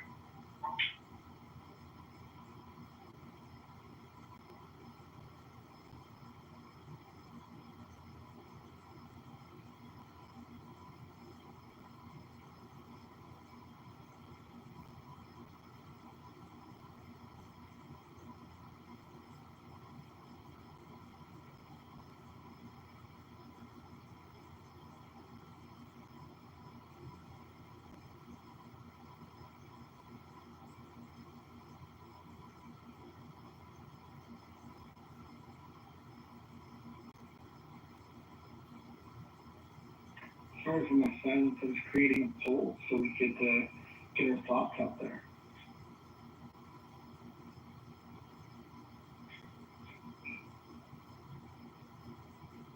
The poll is posted, though. Welcome back to the room, someone. Yeah, thank you, Pat. I haven't jumped around Clubhouse for a long time. Come back, and I don't know what the hell that is. What the messages, they got DMs and all, and then I look at all, and there's rooms that I follow. What is that about? If you have houses that you follow, it's houses that you follow. Yeah. Some people can add you or invite you, and it'll show up, and you kind of have to click on it to like reject it and opt out, and then it won't show. So if you don't want to show it like you could join a house, or it'll show until you reject the invite. Right. So all those messages in the all, right, are houses that I follow, but those are just conversations of the house. Yeah, it's not just rooms anymore, Tagneck, so you can post messages for your house so people can pick them up anytime they come up. Oh, I see. Group message. Like a newsletter almost. Yeah. An audio. Oh, okay. But okay, so what do you think, Rashid? Is much better? I like little things. I like some of the little things. Is it much better in comparison to I think the poll feature is an advancement, but I don't like the fact that, for example, Daniel selected Russia troop withdrawal, and I could see it. It should be a secret ballot. This would be better. I also don't like that once we get to about 8 or 9 votes, the percentages will add up to 102% rather than 100%. They don't even do math well. I don't like that when you give the choices, you have to have at least 5 characters in the choices you get. So you can't even set up a simple yes/no poll. I also don't like that when you respond to the poll, the poll response will sit on your profile. I think there's a lot of people that would be responding to this, especially questions like, "Hey, what's your favorite sexual position?" I think once people know that that's going to be on their profile, and for who knows how long, I think there's just a few tweaks that they need to make, but I think all in all, it's still a good feature. I'm glad they added it. Everybody's brain stops at sexual. Everybody's thinking about the wall.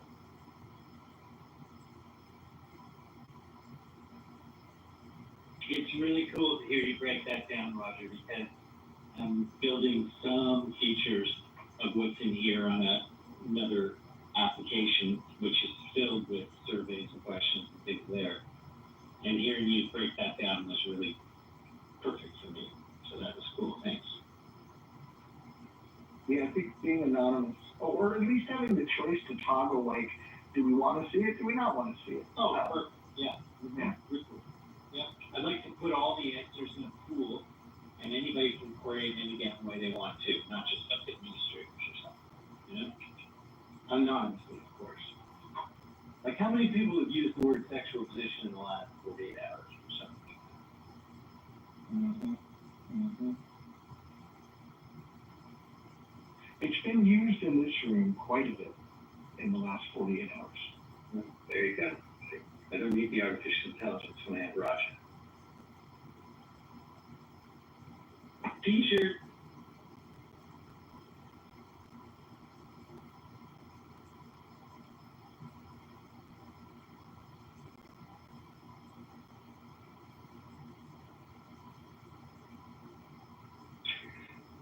There's always people in the audience and people on stage, and the people that talk on the stage, for the most part, you'd say they feel comfortable talking in public.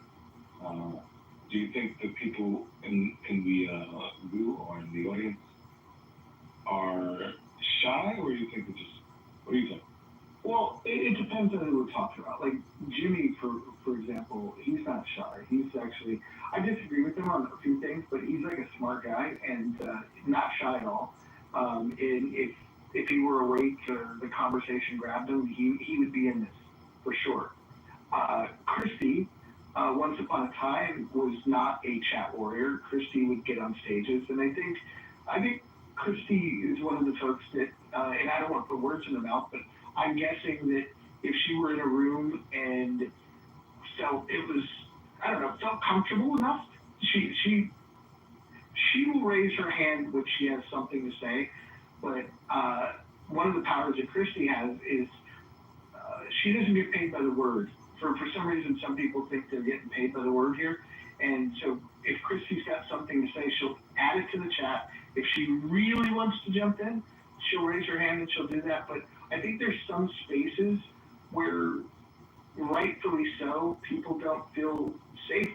And like this room, if we're being 100% honest, sometimes we could get a little obnoxious, and there's a little more leeway for trolls and things like that. And so Christy doesn't suffer fools. She doesn't put herself in a situation where somebody might be rude to her. Like, why not stay in the chat so she doesn't have to deal with that kind of crap. So, but I think if she felt super safe and it was a small room and it was a topic that she wanted to add to, like I've heard her add. She's brilliant, by the way. She's one of the more well-read people that I've seen on this app. So. Maybe you should do a poll, real quick. Maybe you should do a poll when the room's larger, more people in the audience, and say what would make you come on stage. I'm a little bit more like what Chris is. Sometimes I'll go in the room just to listen. I think there might be 50% are like that, and they're just not in the mood to go up on stage. And if they wanted to, they could. But then I think there's 50% people that just are, don't want to get into any conflict and this kind of thing. So it'd be interesting when you have the room to do a poll about that. That's a good idea.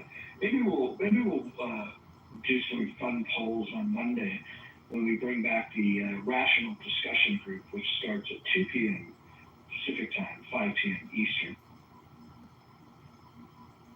So why would Ukraine give up territory is a question so we just asked. So, I've been producing performers for a long time. Time off. It's okay. It's time off. Yeah. Ah, thank you. Sorry for that. You should ask. Yeah. You're right. I should.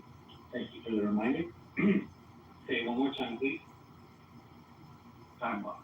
Don't say it wrong again, all right, buddy? Just kidding. Dude, I gave your line in the sand. Your identity's intact. So, I've been producing performers for a long time, and I've noticed something on Clubhouse through the whole history of Clubhouse. There are really remarkable examples of people who never found any stage that they could be on, but they could be on Clubhouse, and now in real life they can't. That's happened a lot. There's something about the audio-only thing that creates, for some people, this amazing sense of safety. And we all have our stories of people who've done, amazing things through the relationships they've made on this app. And I think there's certain kind of safety, intimacy, something, familiarity, some weird thing I don't really know how to describe. Just noticing it.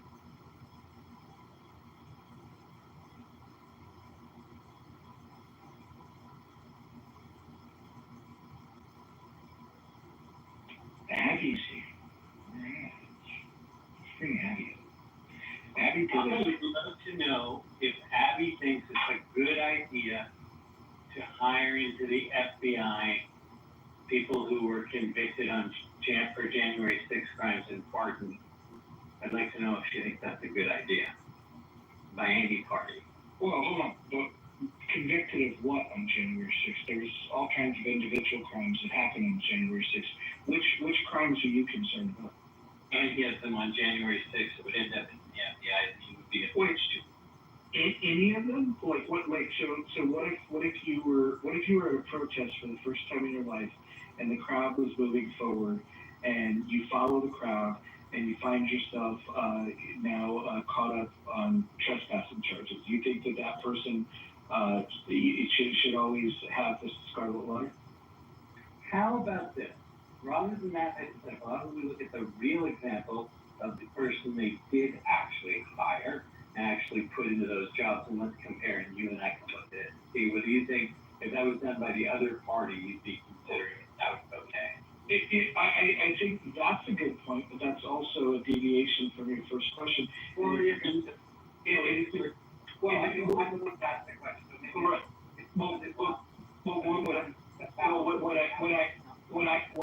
When I asked you, when I qualified it for any of the things, when I asked you about all of the people, and you said it didn't matter what they did, and that's amazing. That's the whole thing.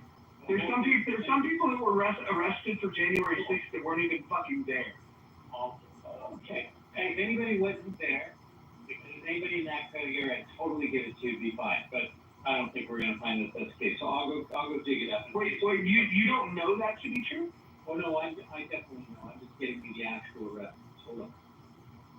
Make sure the reference is from an unbiased source when you get the reference. Make sure the news outlet is not a biased news outlet. Sure. I'm going to make sure I get it from more than one, actually. Yeah, but more than one, as long as you're not getting it from, start with MSNBC. Just don't go there. Try to get one from an unbiased source. Sure. So, here's the issue. I have January 6th. I have no problem with arresting and charging people for committing crimes. If somebody commits a crime, arrest them. Take them into court. I do think that they more heavily prosecuted it because they catastrophized the idea that it was a quote-unquote insurrection. I think that anyone that uses that term is not a serious person, period, point blank, period. They're exaggerating the point. And I will say this, as someone that thinks that, that the government could use some rebuke from time to time from the people, should we ever get an insurrection, I hope it does not look like that. I would hope that if there was an insurrection, that it wouldn't just be a guided tour. I would hope that that there would be some intentionality behind it, rather than just what we saw. I think if that was an insurrection, then we were the worst, insurrection. We've fallen off since 1776. I'll put it that way. Oh, hey, Abby, are you there? Yeah. Hey, on the UCLA, something I was Don't change the subject, Jesus Christ. I'm not just trying to get clarification real fast, and we can go right back. On the UCLA thing that they're pushing, the UCLA thing where they're trying to push forward, right? Fight through it. So the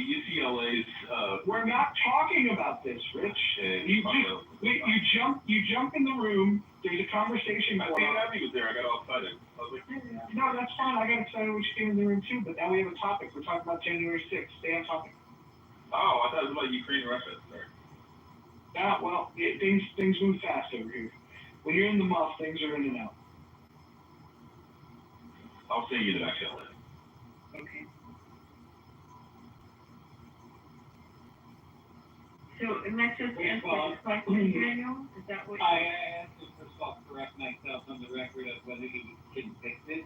He was not convicted. So let's be clear, I was wrong about that. He was due to be on trial apparently within a matter of days after Trump got elected.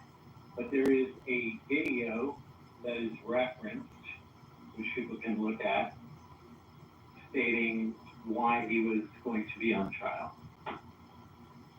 Now, So you have an innocent man. by the law, you're right, he's an innocent man. If you had a video of somebody on the left who is performing the same thing, all the measure that I'm asking, would you think it wise? Hold on, let me finish my question. Would you think it wise for the FBI to hire that person? First of all, what was he doing in the video? I mean, the FBI just like any government agency. Okay, that's beautiful. Let me finish. You asked the question. Apparently, if this proves to be true, he was urging rioters to kill law enforcement at the Capitol and face 6 counts. How did he encourage them to kill? It's on video. You can look at the video for yourself. Okay, what's he say in the video? I'll let the video speak for itself. Well, I'm asking you. You just said he didn't care. If he say to kill or Real me, I'm gonna let you where's watch it. the video? Okay. I'm getting it for you.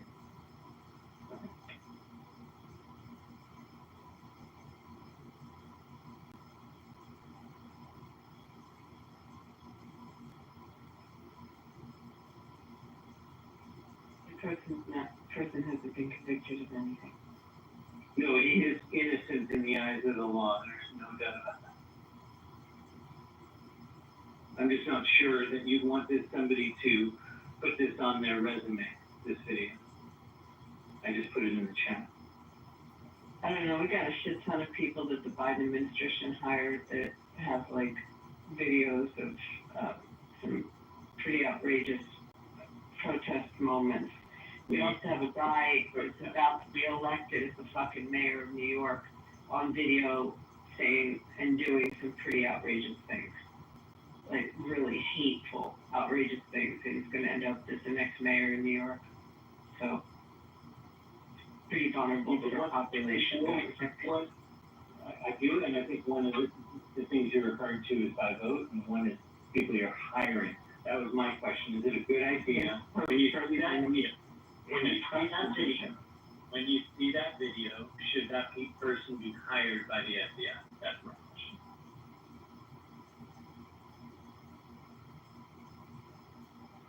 It's in the back channel. There's videos in the back channel I'm supposed to look at. Oh, no. My question. This is good. Yes, sorry. Hey, I got a question for Daniel. Daniel, what do you think of charging somebody for let's see, seditious conspiracy to obstruct an official proceeding, obstruction of an official proceeding, conspiracy to prevent an officer from discharging duties, destruction of government property, to charge somebody, to convict them, and to sentence them to 22 years, despite the fact that the person was not even in D.C. that day. That'd be a gross injustice if that's true.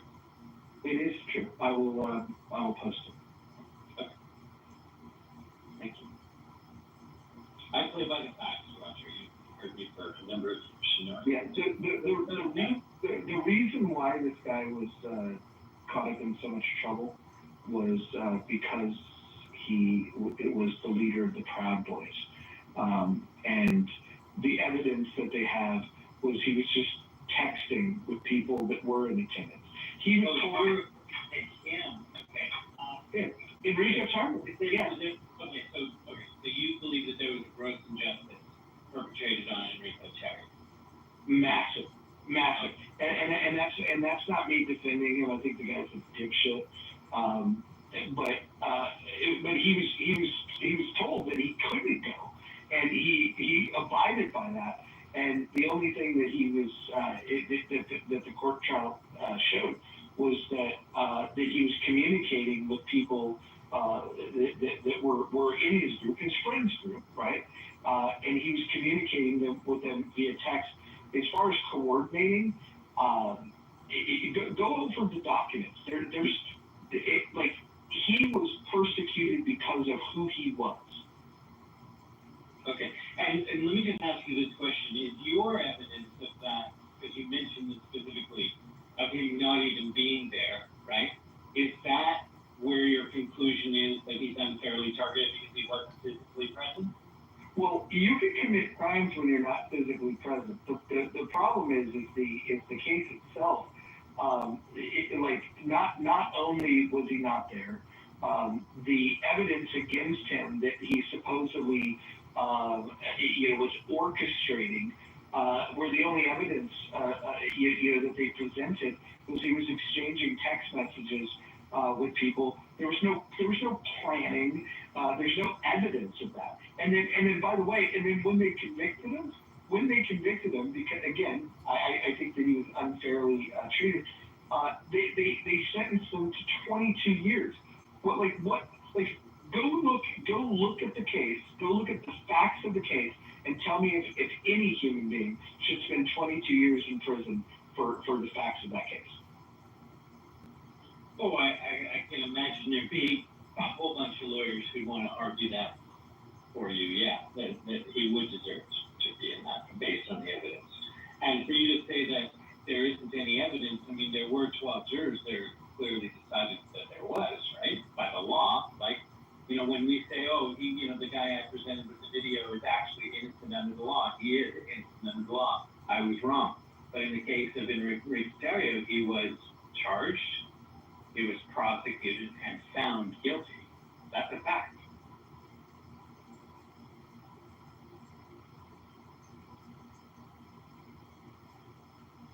Am I wrong about that? He was convicted. I'm saying that this was. I think the prosecution was targeting somebody simply because he's the leader of the Proud Boys. I don't think any reasonable person looking at this stuff of a guy that was in a hotel room in Baltimore when January 6th the events unfolded. To target him. Just the mere fact that you care where he was at that day is just fucking weird to me. Well, yeah, I mean, you bring it up as sort of weird to me right now without clarity that I'm looking for, right? Like, he did direct it or didn't direct it, had a participation, had some planning in it. Like, that is evidence that's got to be presented to a jury. The jury could be hung, they could find him, not guilty, they could find him guilty. Of course, he can appeal. There have been miscarriages of justice where evidence wasn't allowed that should have been allowed, or new evidence was found, or whatever, right? But there is a due process, right? And he was found guilty. Then you can say, okay, well, now that he's found guilty, compared to all the other sentences that could have been done for people on something similar, it's hard to find something similar, frankly. But if you do a comparison to that, was it actually a fair, meted out punishment? And those are, as far as I'm concerned, two different things as well. But he was found guilty. So if he was unfairly targeted, somehow he ended up guilty by the 12th juror.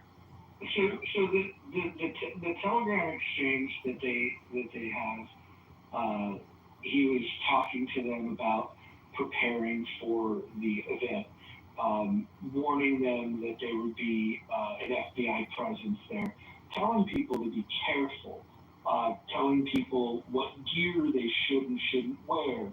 And he was just advising, the same way that I would advise friends if they were going to go to a protest, to be careful to protect yourself. And then they weaponize these words. If you read the transcripts themselves, you can make the argument that it's possible that there was a conspiracy, but there's no evidence of it. The words themselves are very fucking cryptic. It's just like, be careful. And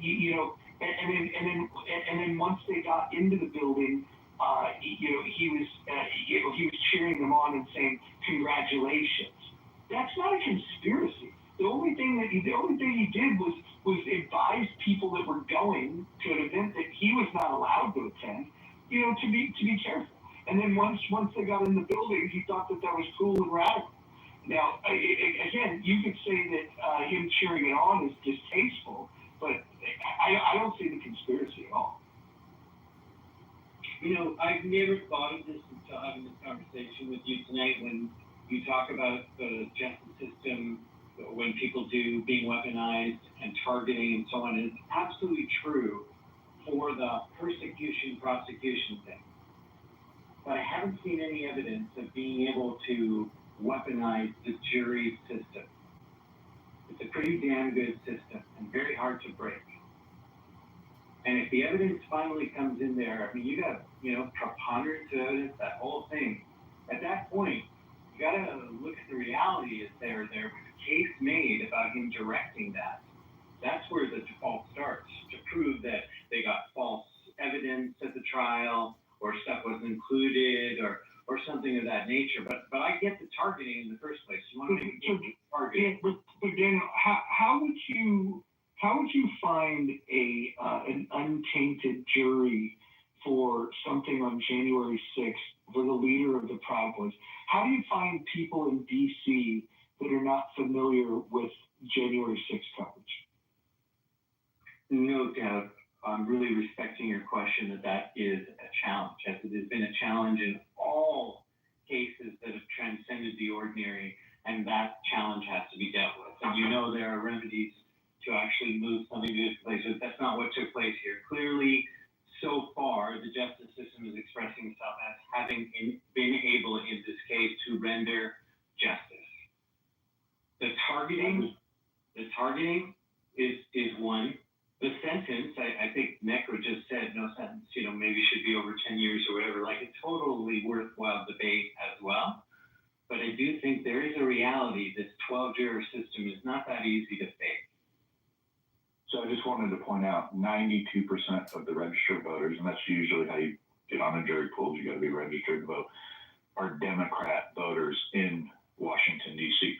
So the jury pool literally is made up of 92% Democrats. That's why it should have been moved to a venue for a fair chance for Enrique. However, Daniel, it wasn't honored when they requested that due to the judge keeping it there. That's a very fair argument. It really is, Joe.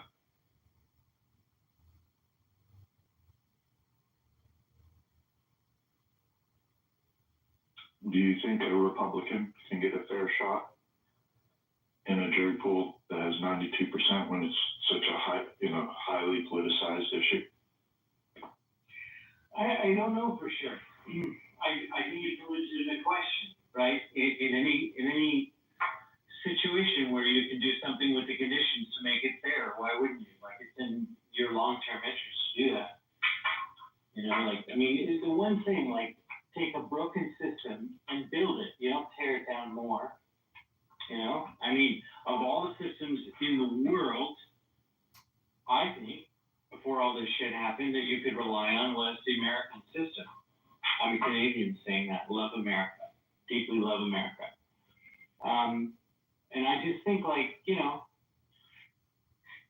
there's a lot failing about it, but you can make it a lot better. And I just think you start with the stuff you probably can rely on. It's very hard to break elections. I don't care what people say, especially in America. Of all places in the world, it's very hard to break America's elections. To turn people against each other, that's actually really super easy. But the actual vote itself, no. Same thing with this. So the evidence that was presented that was the most compelling to the jury was a document that was sent to Tario, not from Tario. It was sent to him about a strategy to occupy crucial buildings. They wanted to occupy buildings, and occupy right wing. This is a strategy that protesters do. And it was a strategy document that he didn't write, and it was sent to him. And so the person that wrote the document was not charged, not convicted, clearly, if he wasn't charged. But because of who Tario was, he's responsible for this document that says that, that there was a strategy to occupy buildings. There was a strategy to occupy buildings in Seattle. Nobody was punished for that. There's been strategies to occupy buildings in the 1960s in California by the Black Panthers, right? Like the idea that there was a strategy to occupy these buildings, and he wasn't the one that strategized it. He was just sent the document talking about the strategy. Why wouldn't they go after, if they're interested in the conspiracy, why wouldn't they go after the people that created the strategy guide?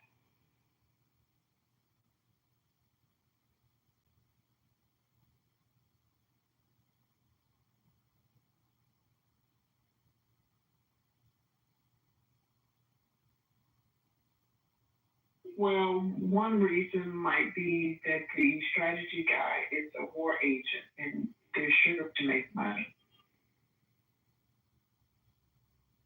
off of wars and chaos. You think war is about money?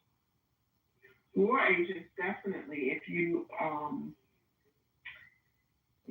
do, I forget what it's called in social studies courses in college level. Hold on. Daniel, are you under the impression that wars can't be profitable? No, I'm not under that. I'm under the impression of what the statistics tell me, that no more than 5% of our entire world economy is based on anything to do with military, including tertiary effects. The Biden family made great money off of wars, and a lot of people in the Donbass region tried out democracy and law to them. Just saying. And then they asked me, why do I even bother to pay taxes? Most people outside of the country feel sorry for Black people. And I was like, well, I mean, we're compelled to do it, so whatever. As Abraham Lincoln would say, small price to pay for freedom.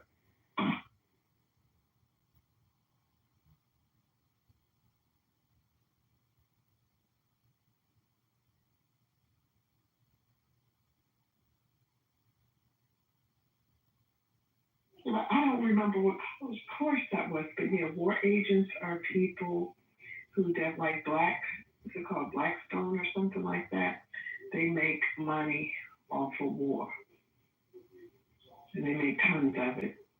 Not just your contractors, but yeah, they make tons of, they make tons of money off of war.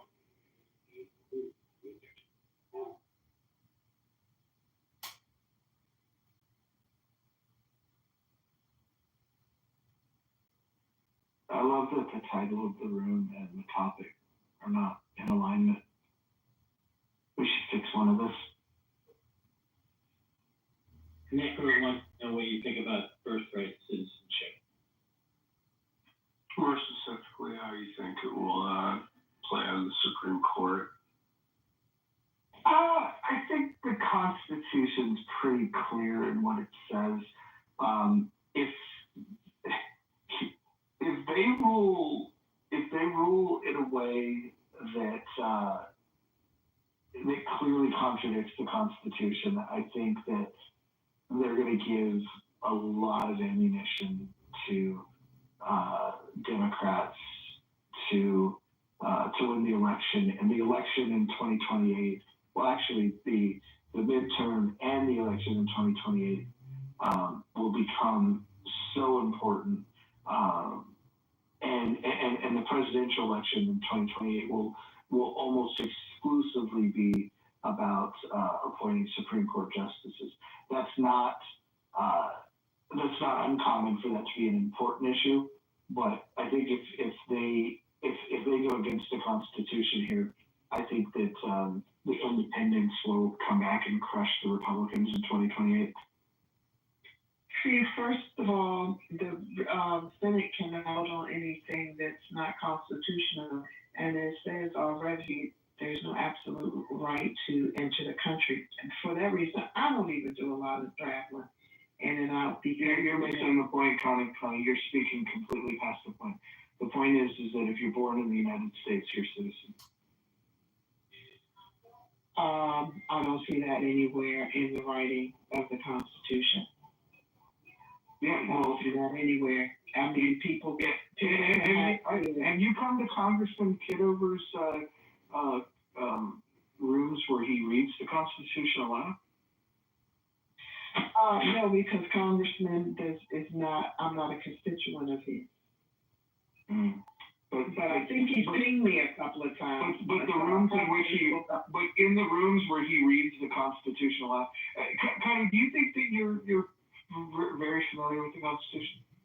Like scale from 1 to 10, 1 being not really all. Very familiar. Okay, excellent. Excellent. Hold on. I have a question for you. What's the Third Amendment? I don't know right now. I'm not looking at it right now. So this is what I mean by people claiming to be constitutional scholars. Just because I don't. And they say that. Doesn't mean I don't understand it. Yeah. Well, listen. If you don't know the Third Amendment, you probably shouldn't say that you're well informed on the Constitution. I'm just saying. I'm just saying bottom line that 2 for 2, he's the last person to vote was the U.S. Supreme Court. If you do not go through the rigmarole for citizenship just because you're born here, you do not have citizenship. Now he's going to reaffirm and solidify it with the U.S. Senate. And no one's acting outside of Article 3 or Article 8 or any of that.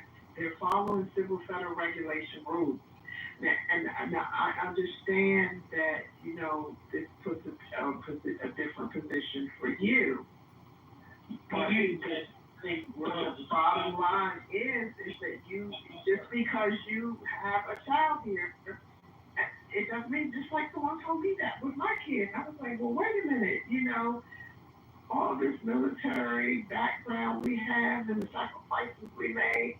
And I had to go to the rigmarole, and then I got a Social Security card the same day and left. And that's in the Constitution. Nothing's absolute. And it's already been, honey, it's already forgive me. Tony, no, hold on. Listen, forgive me for saying this. Actually, I make no apologies for saying this. But you've already proven that you don't know much about the Constitution. So I'm not going to take your thoughts on it very seriously. Not my thought. It's an act of Congress. Now they're waiting for a Senate. You had the last vote was the U.S. Supreme Court, and they don't automatically. If you have a child with a person that is not a citizen, and you better talk with your immigration lawyer for those who are naturalized as well. It does not mean anything. I'm just telling you that Trump is double checking his power. Well, hold on. Cody, hold on. Listen. I wanted to ask you a question. Can you give me, in regards to the 14th Amendment, can you give me the 2 exceptions in which a child born in the U.S. Is not guaranteed citizenship? Can you give me the 2 exceptions? There is no 2 exceptions because there are. Tony, listen. Tony, listen. You're not. I wanted to have a conversation with you, but you're not even on planet Earth. I'm asking you a question, and you're just saying words. You're not familiar with the Constitution. I asked you a basic question, what's the Third Amendment? You didn't know what that was. And then when I asked you about the issue that pertains to this, I asked you about the 14th Amendment. I asked you what the exceptions would be. and you didn't know what those were. In fact, you said that there are no exceptions. You don't know what the fuck you're talking about, and I think it's high time, that Clubhouse starts calling people out when they're saying shit that they do. Like, look, if you don't know this topic, just shut the fuck up. There's no crime in learning. You know what you could have done? You could have said, you know what? I don't know the answer to this. Maybe I'll go Google it. Maybe I'll read a book. Can you point me to a reference where I can learn about this? There's so many things to learn, right? I don't give a fuck at this point. At this point, it's the mere fact. I'm gonna block that dumb bitch. That's what I'm gonna. Listen, I just can't deal with it anymore. People are so fucking stupid. Like, all you have to do, if you're asked a question that you don't know the answer to, there is no fucking shame in saying, I don't know. Maybe there's another idea from the poll, right? Like, yeah, if you come up here and ask me a question. Yeah, I mean, literally, I asked her the same question about, and like, she went on to the same thing about, you know, other people who are not here, not legally, and like, it's irrelevant. Like, Wait, hold on, Necro, hold on.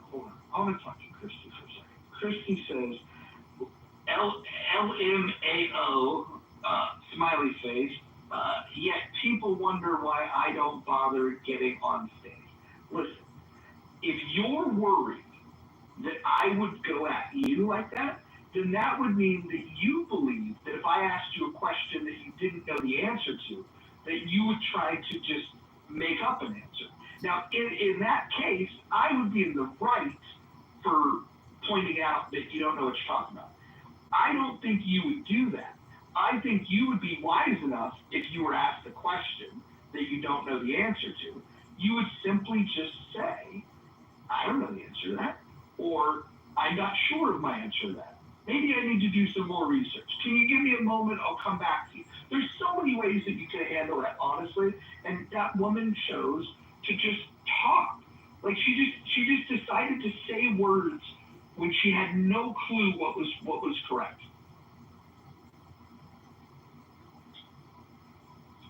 Yeah, people are confronted when you address things in a direct way and get to the truth of things. So that's you know, a little bit of a problem with people going to come up stage because you don't let them get away with that kind of stuff. Well, here's the thing. I actually think she's a nice woman. I don't think she's a smart woman. And again, that might sound like I'm talking shit. All she had to do is just say, hey, this isn't my area of expertise. Or that ain't gonna happen. You know what else she could have done? She could have said, I believe this to be true, and if she would have said, I believe this to be true, I would have been much more gentle with her. But if you're going to be on the stage arguing with me about the Constitution, look, I haven't read every fucking book. Shit, I got books on my bookshelf I haven't read. I got books that I've bought that I've never even opened.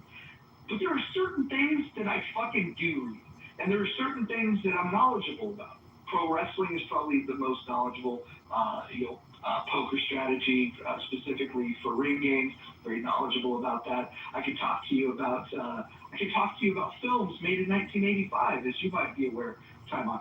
But I would never answer a question the way that she did, where if I was completely clueless on the topic, I'd just tap out. I'd be like, fuck, I don't know.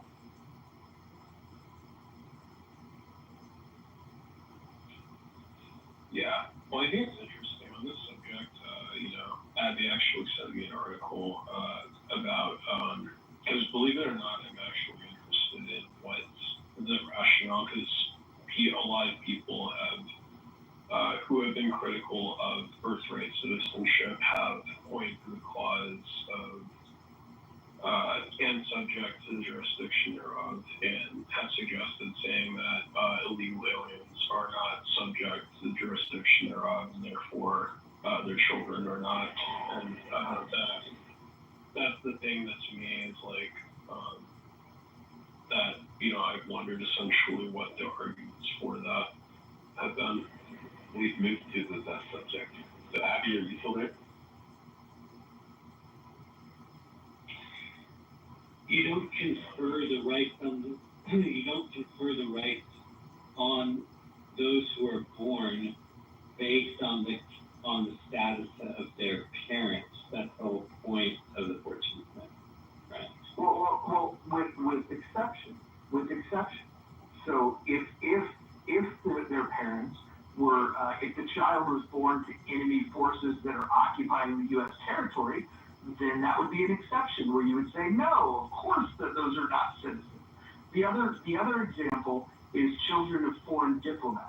If a foreign diplomat is here that's pregnant, they're here in official business, that child is not necessarily, that can be challenged. So, vice versa also, I think there was a challenge, or there was at some point a challenge on whether McCain could run for president because he wasn't born in America, but he was born under diplomatic status of America from his parents. So that's why.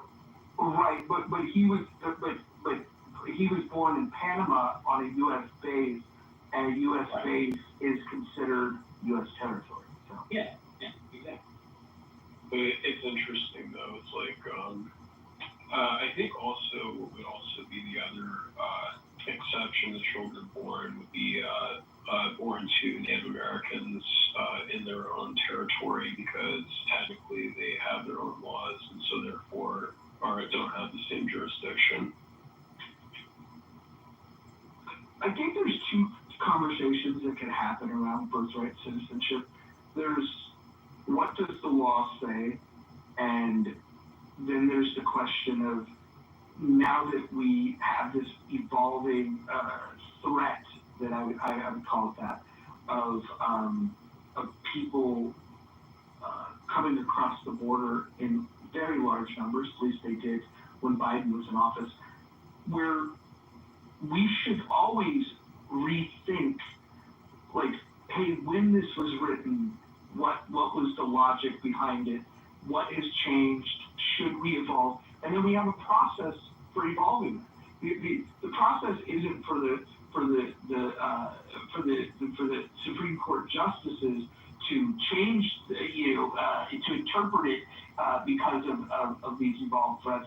The process would be for the Supreme Court to uphold what the Constitution says, and then kick it back to the legislature to say, hey, if you want to change this, we should understand that, but that's something that you'll have to do. And then the legislature can do it. And if you want to amend the Constitution, you need 2/3 of Congress, and you need 3/4 of the states to ratify it. That's what I think it would take in order to do it. I do think that there's an argument to be made that we should rethink this idea. And just me saying that would be highly offensive to some people that would say, well, then you're not within the spirit of the of the Constitution. It's like, no, you're correct, the way it's written today. But I do believe that you can amend it, and I know that we have a process for doing that. And I think it's a worthwhile discussion. But I think if the Supreme Court oversteps their bounds and rules, I think that they would be handing a gift to Democrats if they rule to ban birthright citizenship.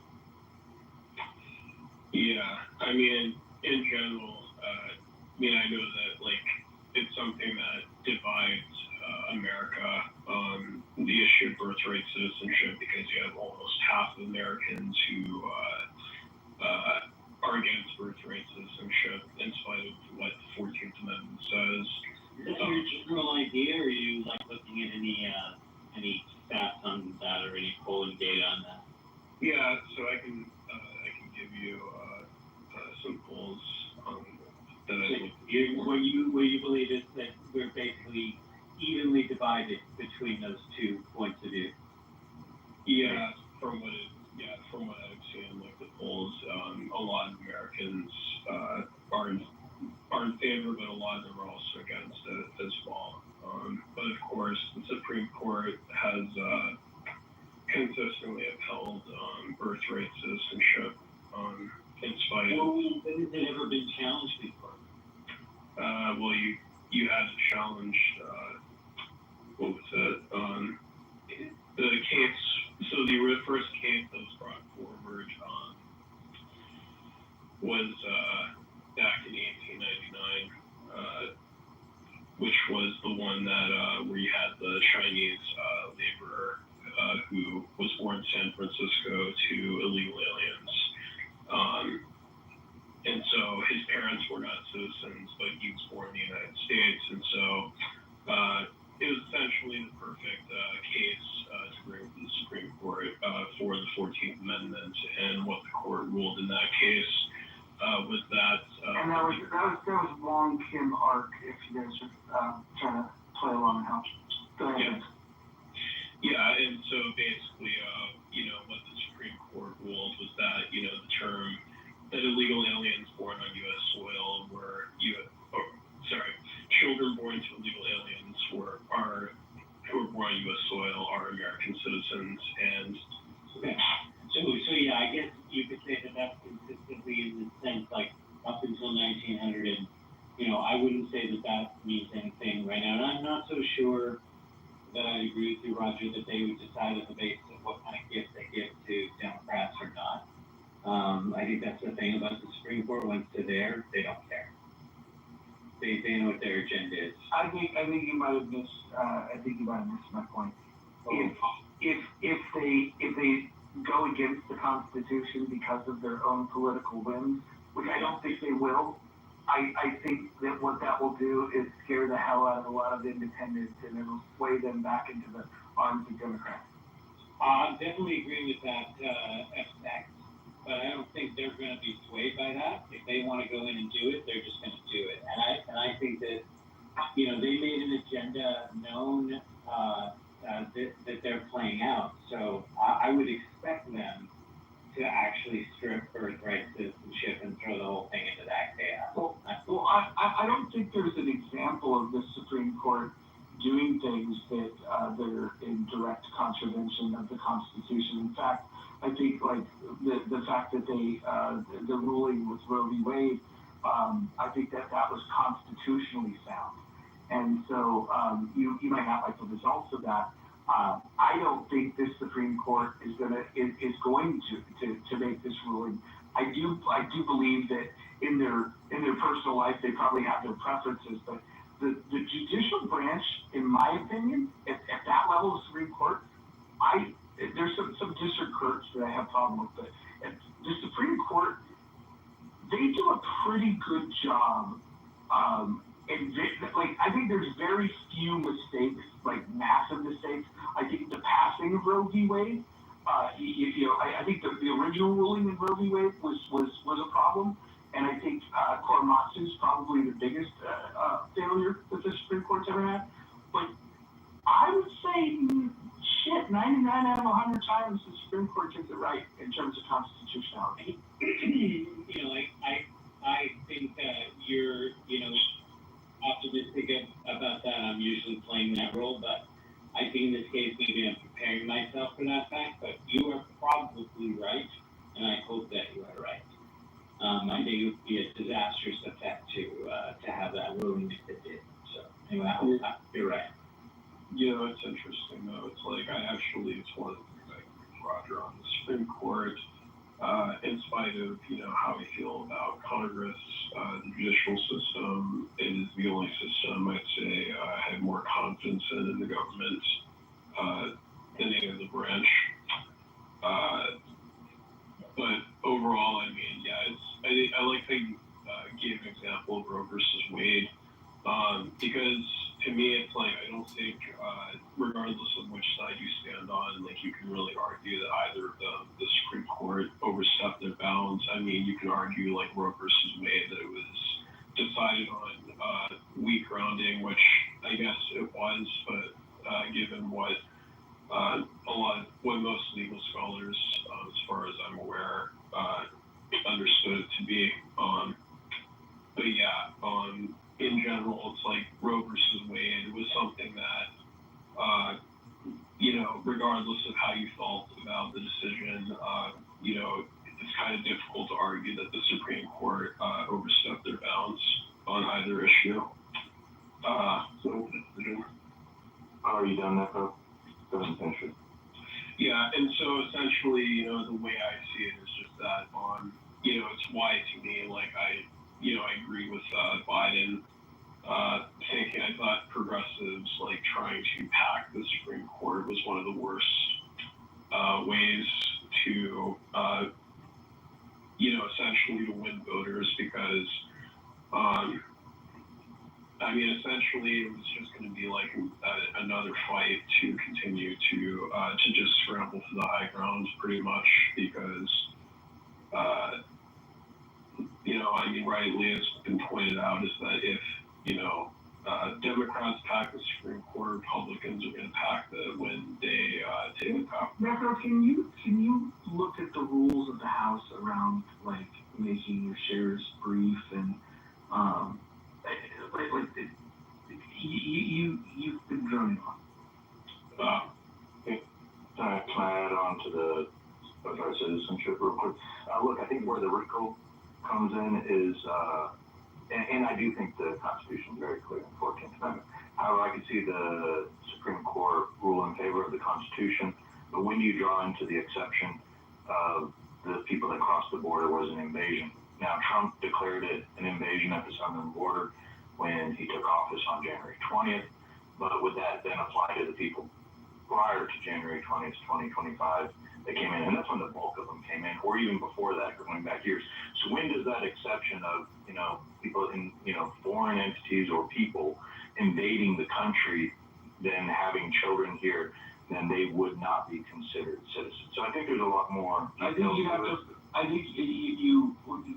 Trump declaring, his opinion about something is not law. It's very persuasive with a lot of people, but you would have to first determine that, that this is an occupying force. I don't think that it's as much as I find it distasteful that we had an administration that allowed the people to come here. If they all would have came in one day, we would have called that an invasion. But because they come over, a few here, a few there, 10 million over the course of that 4 years, it's a big fucking problem. And I think we should crack down on it. I think Trump's doing the right thing for addressing it. I think sometimes the way he addresses it, he's throwing red meat to the bigots that just don't want people here, that's going to take their jobs. I do think there's some of that, but I think you're making a good point, Joe. If they can get a court to rule that this is an invasion, then maybe, but I think they would have to have that established in order for the Supreme Court to have anything to grasp onto, because when I look at the 14th Amendment, to me, this seems like the easiest decision ever. Both well said, because it is really based on that. Joe is absolutely right. If it is in fact an invading force, then this isn't falling into the exception. That's simple. And I also agree with your response. Are you talking about in regards to the Alien Enemies Act? No, we're talking about the 14th Amendment, the exception. If the 14th Amendment does not apply to children born of an occupying enemy force. Gotcha. Yeah. I just wondered because I know the Alien Enemies Act was. So it's basically as if the soldiers, in addition to fighting, are fucking and having children. Yeah. Or they just have their wives with them, like. Right. Yeah, that's very common in war that they'll rape the women as they invade, going back hundreds of years. Yeah, that is not used as a way to produce children. It's used as a way to enslave people as part of the enslavement process. It's the dehumanizing process of the enemy. It's not about having children. It's exactly the opposite. Yeah. Well, yeah, I just wondered because about the Alien Enemies Act, essentially there's a suspension due process, basically. And I wasn't sure if that's really what was being implied. But hey, yeah, if they can be legally declared an invading force, then you might have a legal case. Yeah, well, I guess we don't really have who defines it when it does. Trump signed an executive order. Will that, on January 20th, when would that apply or however? I mean, these are the details that will be argued. So it'll be interesting. I do not think, I'm against in what your belief is, Daniel. I do not think the Supreme Court will rule against the plain language of the 14th Amendment. It's pretty clear. Yeah, I'm usually negative tonight, actually, because I'm in the other night, and I do agree with you all. You're very. You know what I think is going to happen here, Ken? I think that Trump likes to play this stuff up because his base, the donor base, the ones that he really counts on, he needs to give them the red meat. And I think that by him taking this position, even if it gets defeated in the Supreme Court, he could then look at his base and go, hey, look, guys, I tried. Right, you're right. It's for moving the Overton window. So in facing defeat, there'll be more people then that will support preventing, illegals coming here and having children, and then that children being automatically citizens. So it's adding to future political capital. Hopefully, that's the goal. Gotcha. Yeah, it's interesting though. It's like, it's one of those things.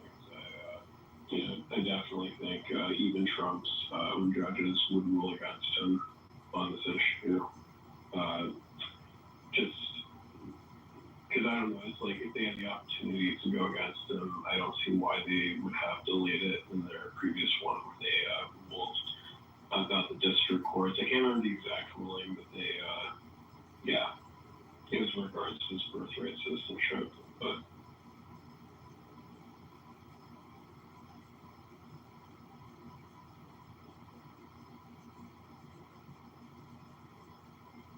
Well, we solved everything then. I wonder if there'd be like a legislative, even if the birthright thing gets shut down, if there'd be some legislative sleight of hand they could do where they'd say like, okay, if you don't have status, you don't have an issued visa, then you're considered like a diplomatic kind of, you're diplomatically still part of your country. We're gonna have this sort of quasi-diplomatic status for you, because the children of diplomats, for instance, are not. So you could like smuggle them into one of the exceptions under the 14th Amendment.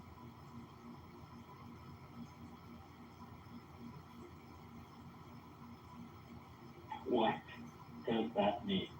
Are you suggesting just legislatively reclassify people so that then they would no longer qualify for birthright citizenship? Right. So people who are born in America would not be considered citizens, and if you have status, if you have legal status, like you have a visa issued for your, or obviously if you're a citizen already, then of course your children are citizens. It's for the illegals. You would reclassify illegal people under one of the categories where already under the 14th Amendment their children don't. If somebody had a green card, somebody had a legit green card, by what you're saying, then it would be American citizens. Yeah. And furthermore, I would go further and say one of the conditions of visas, depending on basically you should decide maybe there are people you want here, but you don't want their kids permanently here. You want them temporarily, so then you would say like, okay, it's illegal for you to give, even though you have status as a worker or temporary person in the country, it would be illegal to give, like you have to report your whatever pregnancy status, and then once you reach 6 months pregnant, you have to leave the country. Sure, I hate to interrupt you. I just wanted to know if you get the irony that if you saw a scene in a movie about 1984 that had the statement you just said, it would look perfectly in sync with that world, right? I don't think so. I think 1984, I think it would be anything. Immigration was not a theme of 1984. Sure.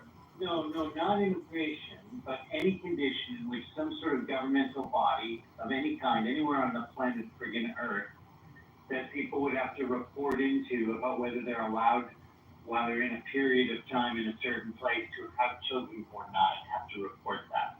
That is a pretty significant thing you're suggesting. It's not if there's implications to someone's permanent attachment to a country, or the permanent obligations that the people of that country have to you or your offspring. Then there's a sort of a social contract. It becomes the government's business once you become a permanent liability for that government. Liability. So you think a citizen is more of a liability than an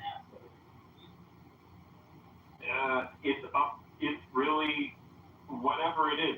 It's both an asset and a liability potentially, but then it's up to that government. It's a responsibility either way. As soon as the person has status, isn't it good? And especially if a person has lifelong status, then there's an interest that government or that people group, that nation has in that person and in that person's offspring.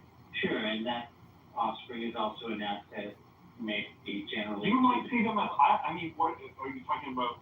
Assets, if you're talking about people in terms of assets, this is like slavery type of. No, it's exact opposite, because you talked about them as liability, and the state has to take. It could be a liability. The people think it could be a liability. It could be, but the question economically, statistically, mathematically, on which survival in life actually matters in the question that we're asking, do generally people contribute more to an economy than they consume, political or otherwise? Or that's a very good point that you raised, Daniel, because some people contribute more than other people, and sometimes you can statistically predict that even pre-conception. Okay, so we at least agree it's an open question whether on a prorated basis do people contribute more than they consume is an open question. If it does turn out that they tend to, on mass scale, be more of a contributory force to an economy than a sucking one out of it. No, we're not talking about averages. If we can determine for a specific person, if you can make a statistical prediction based on, let's say, demographic details about how educated are the parents, what is the health of the parents, what are the extended family networks of the parents, what are the income levels of the parents, the education, all these things.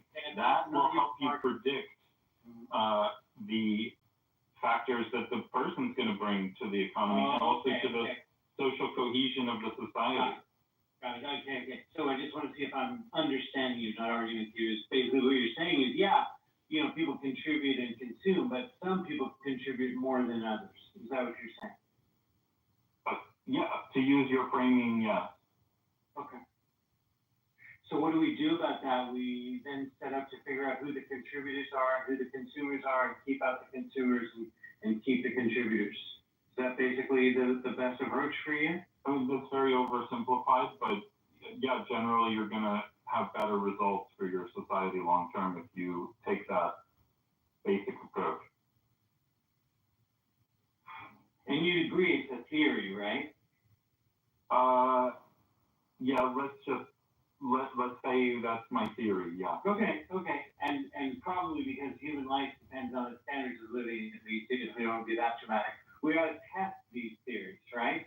And I think we can look at that we have an incredible amount of data to be able to make these inferences already. We have mountains, we have overwhelming data to make these kind of statistically definitive statements. Okay. And it seems those definitive statements for you is get out the people that are the suckers and keep the producers. This is a policy proposal that I would probably support. That would then take a political position on it. But I would rather have people in my nation, and I would rather invite people to produce new citizens for my nation who are going to benefit me and my children and my grandchildren long term. Yeah. Okay. So you got two ways to accomplish what you're talking about. You're either going to find the ones that are the ones to keep and the ones to be gotten rid of or whatever way you can do that. Or you can actually change the conditions that actually produce those results in the first place. Which is actually You're right, yeah, you have two mechanisms there, yeah, sure. You do, and as a guy who look at my profile, I spend most of my work in the world of change. I can tell you that we are far more capable of changing conditions very rapidly than we are changing people. And especially picking out who the good guys and the bad guys are, even though we all grew up with the good guys and the bad guys. And every movie we ever saw was about it. I'm just saying. I think changing people is that's the most effective thing long term. Good luck if you can do it. Well, I mean, it can be done, yeah. Okay.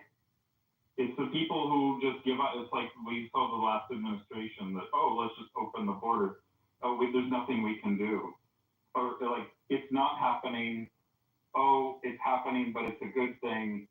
Well, yeah, it happened, but now there's nothing you can do about it. Like, that's kind of the vibe I'm getting from you. Just, well, now it's up to us to just, there's nothing we can do except now just make it as good as possible like a nothing we can for all these new people that have come in.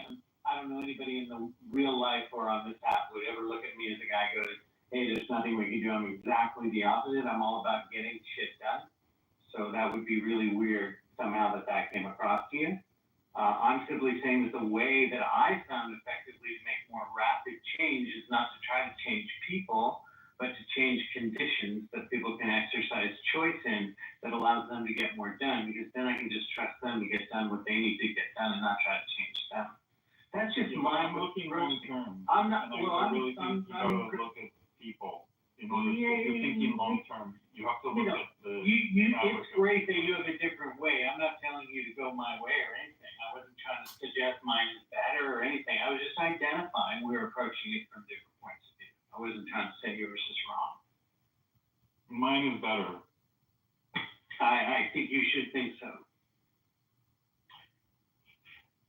I mean, I would it takes 1,000 flowers blooming if you're really after what you're really after. Just remember that.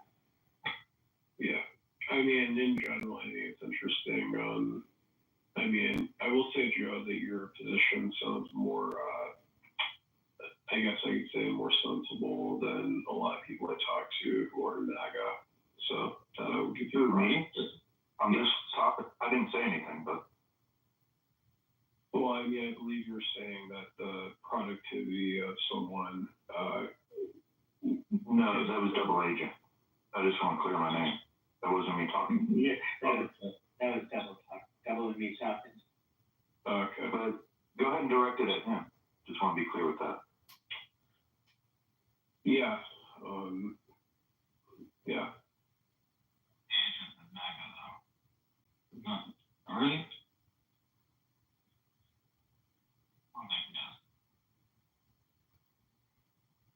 Yeah, excuse me if I'm trying to do two things at once, so I apologize. I don't want to steal double agent's glory for making a good point.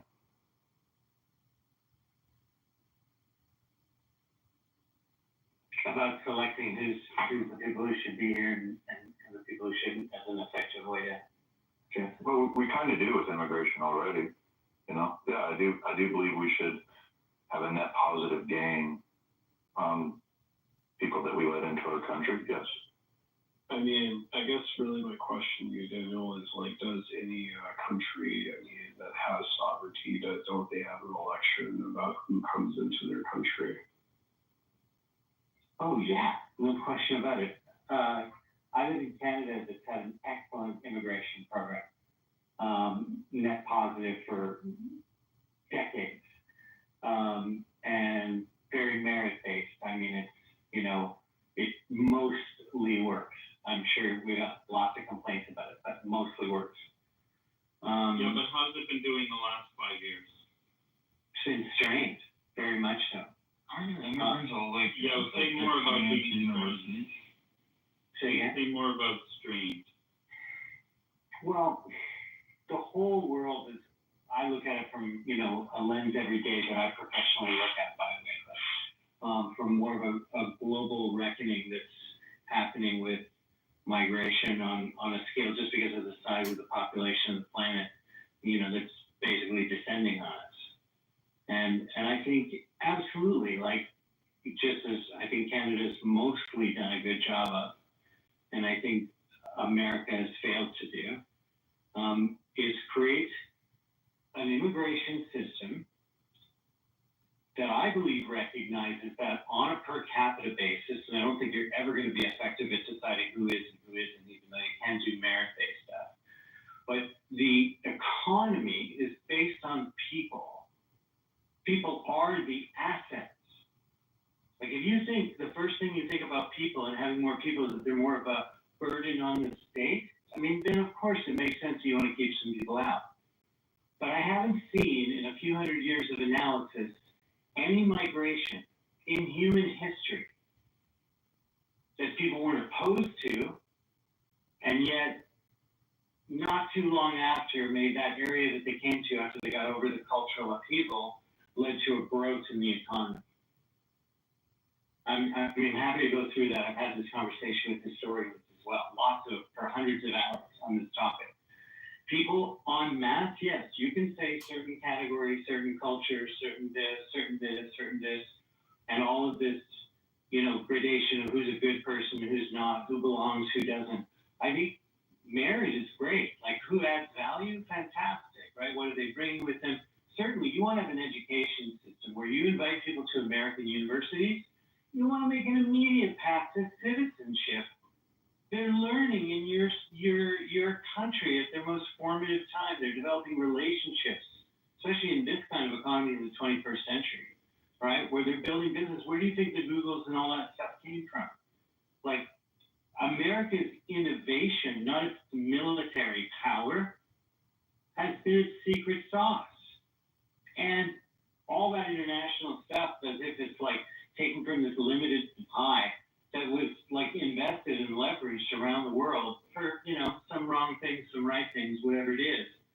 America is like the world power by the economic currency, and it ought to still remain that as innovation.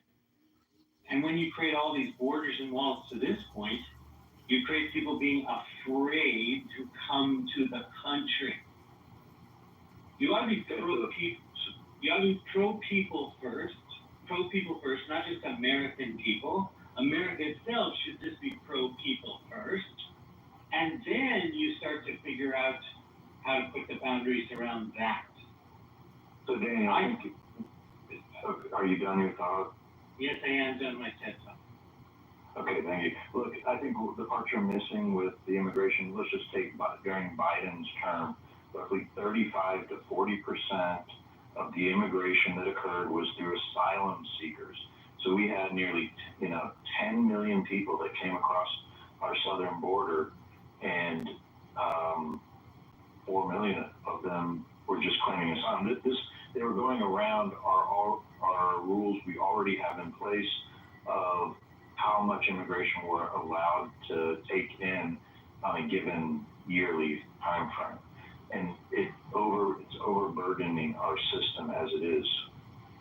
Yeah, first of all, Joe, I wholeheartedly agree with you. You have an immigration problem and everything you just described. My thing is about the response to it.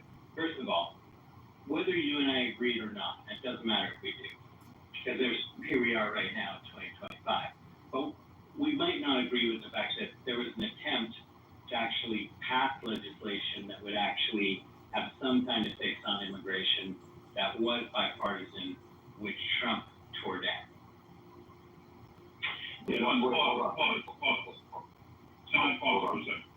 Well, let me just respond to that thought real quick. And then, look, Daniel, Trump's been able to successfully stop lowest numbers ever of border crossers occurring without any additional legislation. We would not disagree with that, but the legislation that was there would have fixed a problem that I believe you will see in a few months, that the way in which he's dealing with it without that piece of legislation is going to lead to a far less secure situation for the United States. Other than speaking in generalities, can you explain how? Go ahead, Lloyd. Yeah. So Joe brought up this point. Was it 10 million people just during the Biden thing about applying for asylum? Roughly, it could have been more. I mean, these numbers aren't. No, let's get the real numbers. Let's get the real numbers. Let me build on that. Let me just build on that. So 10 million people, that's a quarter of the population of Canada, then requesting asylum in the U.S.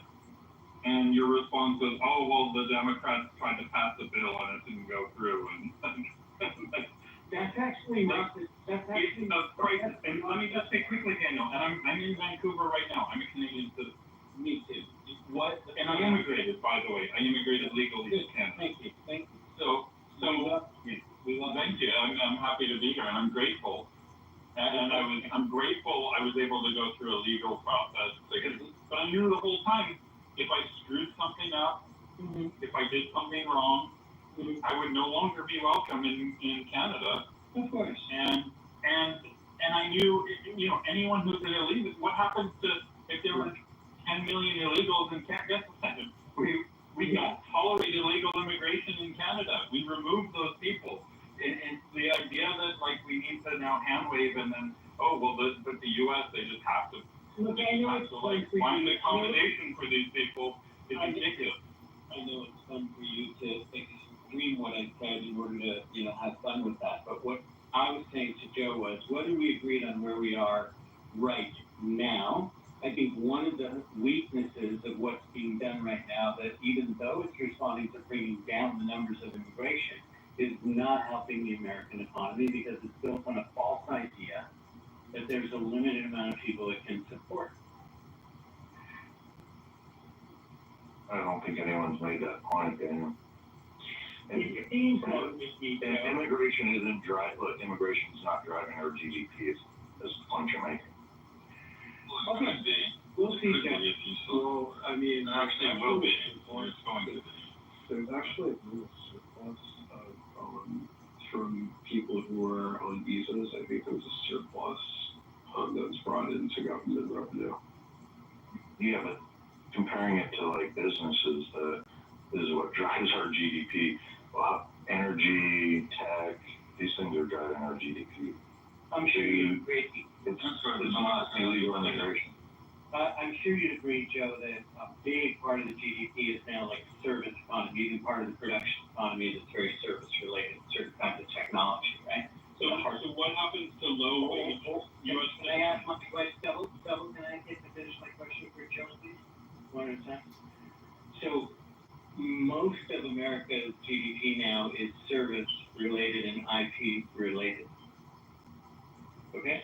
That's the intelligence economy, basically. America has been a haven for the world's best up to now. There are people now afraid to come to America even to visit it.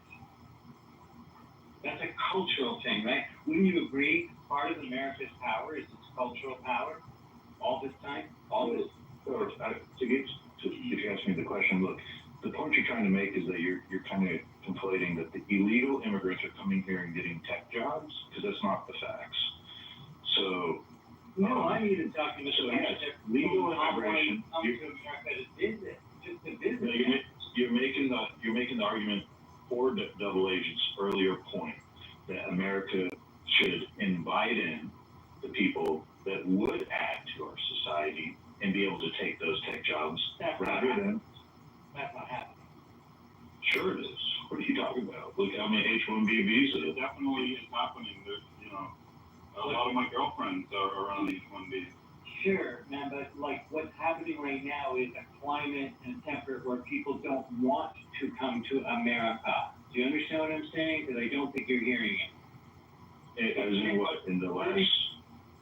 I'm telling you, you're here in Vancouver, Devil. So, I mean, I'm just going to tell you can see it anecdotally, but 35 or 40% down on tourism just from Canada to America. You have all of this trade war. Yeah, America's going to be fine without the Canadian tourists. I know people love to virtue signal, I'm not going to It's But not my virtue money signal. There's an actual economic impact. Like, I don't care about the virtue signal thing. I'm just saying, I'm talking about this is what I'm saying. It's about people. The economy is based on people. I mean, my portfolio is at an all-time high. Well, that's great that it's doing it for you, and that's fine that that's what you are interested in. I'm just talking about the facts of the numbers. That's great. But I'm talking about the numbers generally is what we're talking about here. And the numbers are down for America, and students who are used to look to come to America are now looking to other countries. Yeah, so how much does that have to do with Intelligent students they're begging to come into America. Everywhere I travel in the world, people would love to go to. I mean, not every country. Some countries people just don't like those. If you think that the reputation of America in the last 6 or 7 months hasn't changed, that would be news to me, and I did. So I put it all over the world. Everyone in the world wants to come to America. It's just people, cushy first world, like Europeans and some Canadians and whatever, who are overprivileged anyway, who are not ambitious at all. Those people are not interested in coming to America. But people who are arguing 2 points. Hardworking from who are at the top of their game, or they're just ambitious people from anywhere in the world, those people definitely want to come to America. We don't need marriage proposals. I get marriage proposals weekly from girls who want green cards. There are people who love America, want to come to America, and are afraid right now to come to America. Okay, hold on. Y'all are arguing 2 different points. So double agents talking about people that want employment opportunity to come to America. And Daniel, you're arguing tourism, people wanting to visit America. Not just tourism. I'm talking about tourism, students, businesses, right across the board. Everything. The entire reputation right now of America is looking like a tyrannical. No, to be fair, if we just look at it like, it would probably be people of left-wing persuasion that don't want to come, or if you for left-wing is easy for sure, but it's not only left-wing. I would totally agree with you. So now with tourism, not only left-wing. so how much do you think the downturn in tourism has to do with some of our cities here in lawless chaos occurring? May I ask you this? If what you're saying was central focus, let's take something more important economically than tourism itself, which is a massive sell-off going on in Arizona and in Florida. Canadian snowbirds, you know that term, like they spend 6 months of the year, right? Those guys are selling when they come down here. This is a drop in the bucket. Like you're staring at your own navel, thinking that Canada's impact on their boycott, boycott of Canadian. I don't know what America. why you keep setting me down. I'm just telling you, it's like so Canadians do this, and they're just so. He asked me a question. You don't need to interrupt me. I know you know you're right about everything, but Joe asked me a question, right? So I'm just giving you indicators behind this. Not only tourism, people owning real estate, they're selling off that real estate. I know people, yes, in Europe who probably, because they come from academia, are probably left. Most academia in the world is left. And then, they're afraid to come and all of that. Students are afraid to come.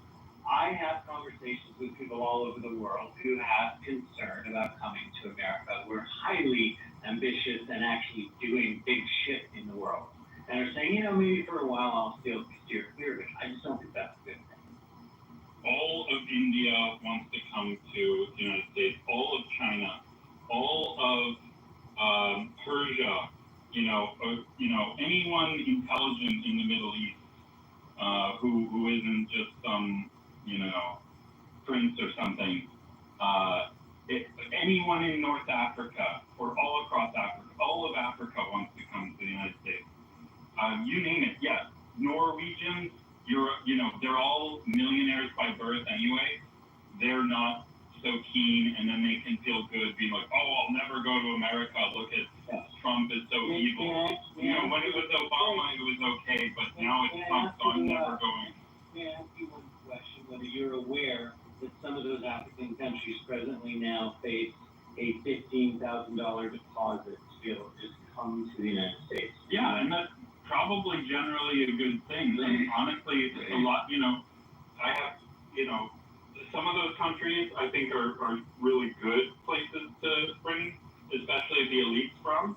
And I can tell you, we made a big mistake with certain countries in East Africa by letting way too many people in who hate America. And their children absolutely hate America and want to undermine and destroy the country. And you don't think that does anything to America's reputation in terms of like putting fear out there to cause that $15,000 barrier just to come to the country?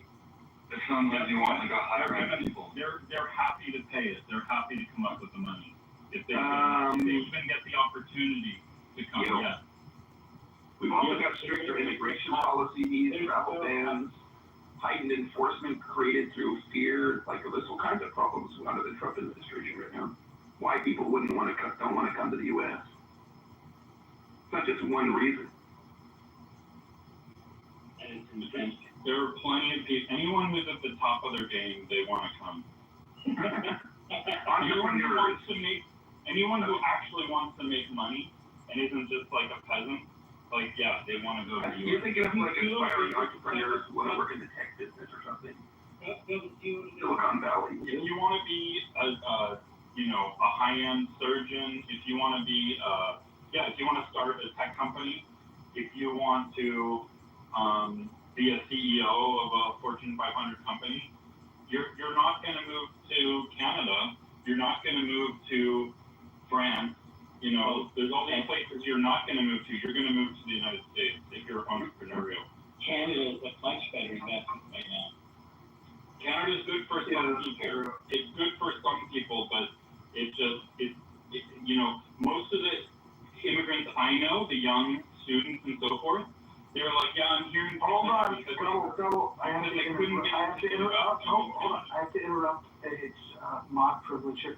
I've got a poll that I would love for you guys to all respond to. Thank you. 30, 100%. Okay. So I just want to say, as an American, I'm the guy who's hard, and one of the things that I've been told is that Canada is the place where I can have the best place to find jobs right now.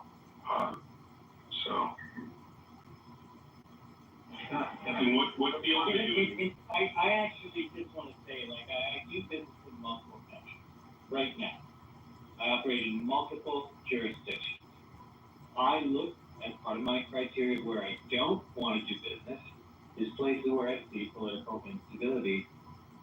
I do not see more stability now than I did see 6 months ago. I see game risks all over the place that put doubt into basic facts and truth, and see manipulation that looks exactly like every authoritarian government I've ever seen in human history. That does not make It is very robust. It is very robust. But it will be resilient. Doesn't mean that the reality of what I said can also be true, right? And I'm betting that it will be. Like I operate a non-profit, I operate a for-profit in the United States.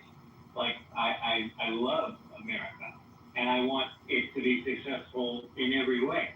I just think that right now what we have is not stable. That's all. It's not a big deal for me to say that. David, what do you think of my double? David, what do you think of my concern? My concern that MAGA's biggest threat to the U.S. is that they're anti-capitalist. I think what you're bringing up is one of the most important. Was that to me? Yeah, that was to David. That was to Daniel. Oh, yeah. I think you're bringing up the most important question because something outside of somebody's got off their mute. Can you go on your mic there, Vesper? Sure. Thanks. No, I think it's Harry. Somebody come off the mic there. Okay, there you go. I think you're bringing up the most important question because most of the solutions that are out there to implement are based out of entrepreneurial culture, not out of labor or government culture. And I really mean that. Like an average, ordinary human being in 2025, I believe has more realistic power to implement a good idea than a 1%er did it 20 years ago. That's after the turn of the century.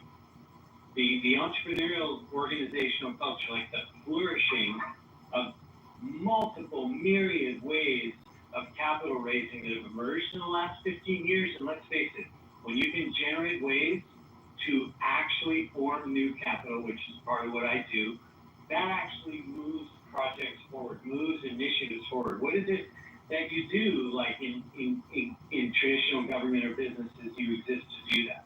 You have, I don't know, like entire institution types that didn't exist 20 years ago. A decentralized, autonomous organization. It's not a nonprofit, it's not a for-profit. People make decisions on it, but they don't own it. Like, who thinks of this shit? And it's like, headed on a trip as it is for 10 days in Ghana with a whole like culture of thousands of young entrepreneurs in Ghana, not all technologically aligned, some of them are, but all about just how do they make jobs for themselves. Not how do they look for jobs. That's the predominant thing. It doesn't mean they're not going to work for each other and all that kind of stuff, right? It's not like one size fits all. But there's this wave happening. I don't see it anywhere in the news. Let me tell you something you don't see in the news that tells me this, okay? Last week, a group of countries and a project called TreeGen, which is led by a guy who is a Guinness World Book record holder, the most amount of trees planted by a single individual in 24 hours. His name is Jimmy Cullen. He's a wonder. And they set up to do 1 billion trees about a week ago on one day to get that record, and they failed. They only got 787 million in 24 hours. That was their failure. But more important than that is 29 plus million people were involved in that effort. All on mobile phones. Things have been a huge failure too, right? You know, please hear this, Messi. In 24 hours, 29 million people participated in something, anything. Just understand. They created a forest desert. They've actually done such stuff. You're not hearing the news. Yeah, no, I think the entrepreneurs. No, you're not hearing the news. Motivated together, working You're together. not hearing the news. Guys, hold on. Let me finish. No, everyone's gonna hold on because you guys are violating room rules, and so now I'm gonna have to intervene, and I'm gonna have to read the rules of the room to you guys. So the rules of the room are: number 1, no threats of violence; number 2, no doxing. So far, you guys have done pretty good. We've only had one person threaten anybody, and that was somebody in the chat that threatened me. I dealt with that. No doxing, we're doing pretty good. Staying on topic, we're doing okay. Keep your shares brief. I think you guys are doing a terrible job at number 4. Do not interrupt speakers, especially mods. I think you guys were doing a good job, but now you're getting a little sloppy with that. Mods may interject when appropriate. That's what I'm doing right now. The N-word is forbidden on stage and in chat. Don't spam the chat. You guys are doing well on those things. Do not bring drama here from other rooms. You guys are doing okay with that. And English only, please. And I get questions about, well, why do you say English only? That's racist. No, it's not. It's a language, has nothing to do with race. Very little to do. The reason English only is a rule here is because I only speak English, and so therefore I can't properly moderate what I don't understand that you're saying. And so we're all just going to use one common language.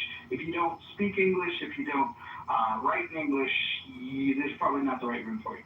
Anyways, those are the rules of the road. I think the 2 rules that I need to point out to this group at this time is keeping your shares short and not interrupting. But let's go back to Daniel. With the spirit of all those rules in mind, let's get the conversation moving. Yeah, I'll keep it very brief.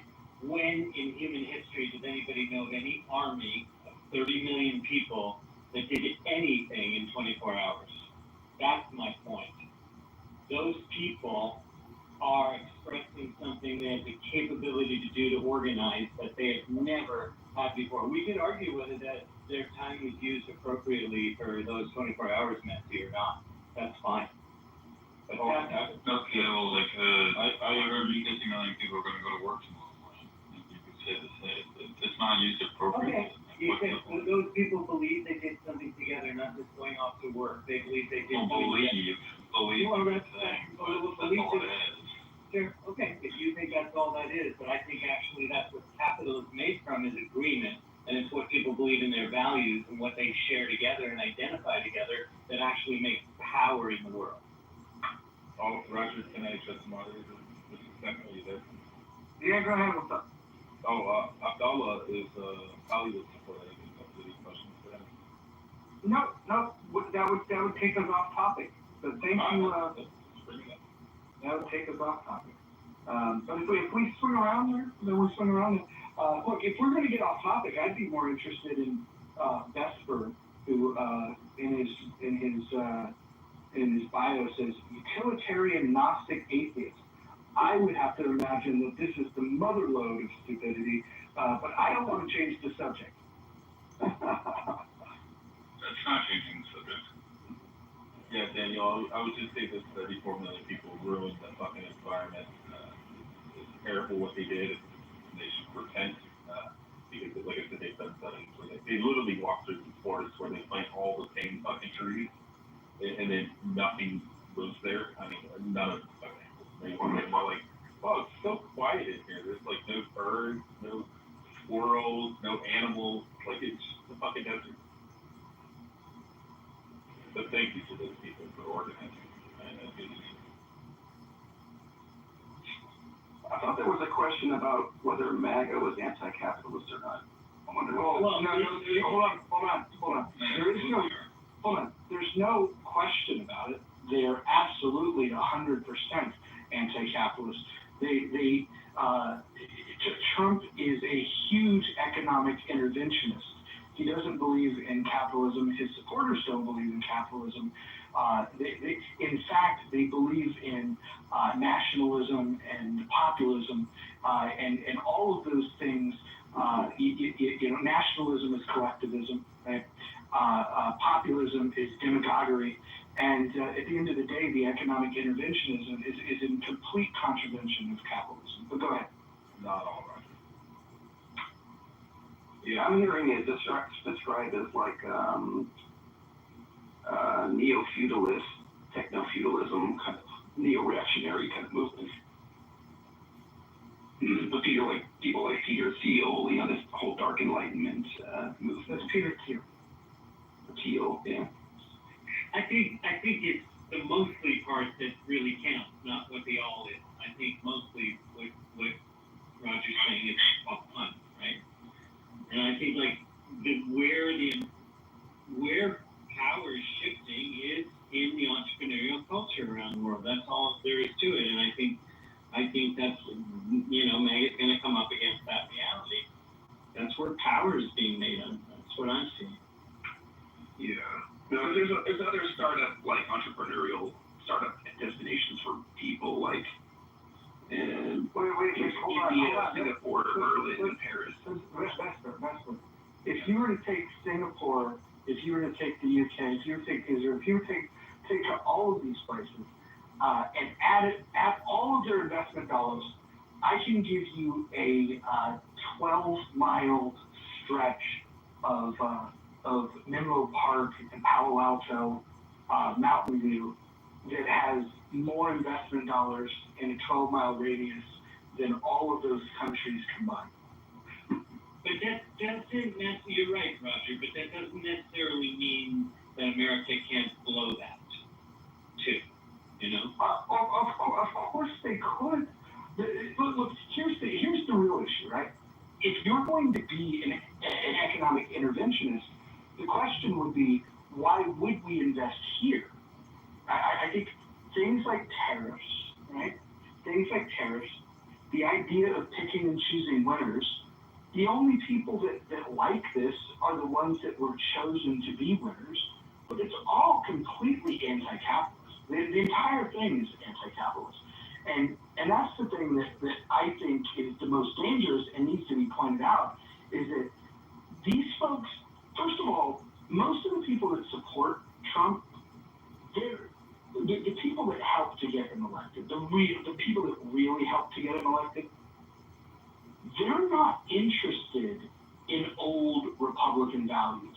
The idea of Christian values. Like my Christian Republican friends, they don't like Trump. They may have voted for him because they dislike Harris more.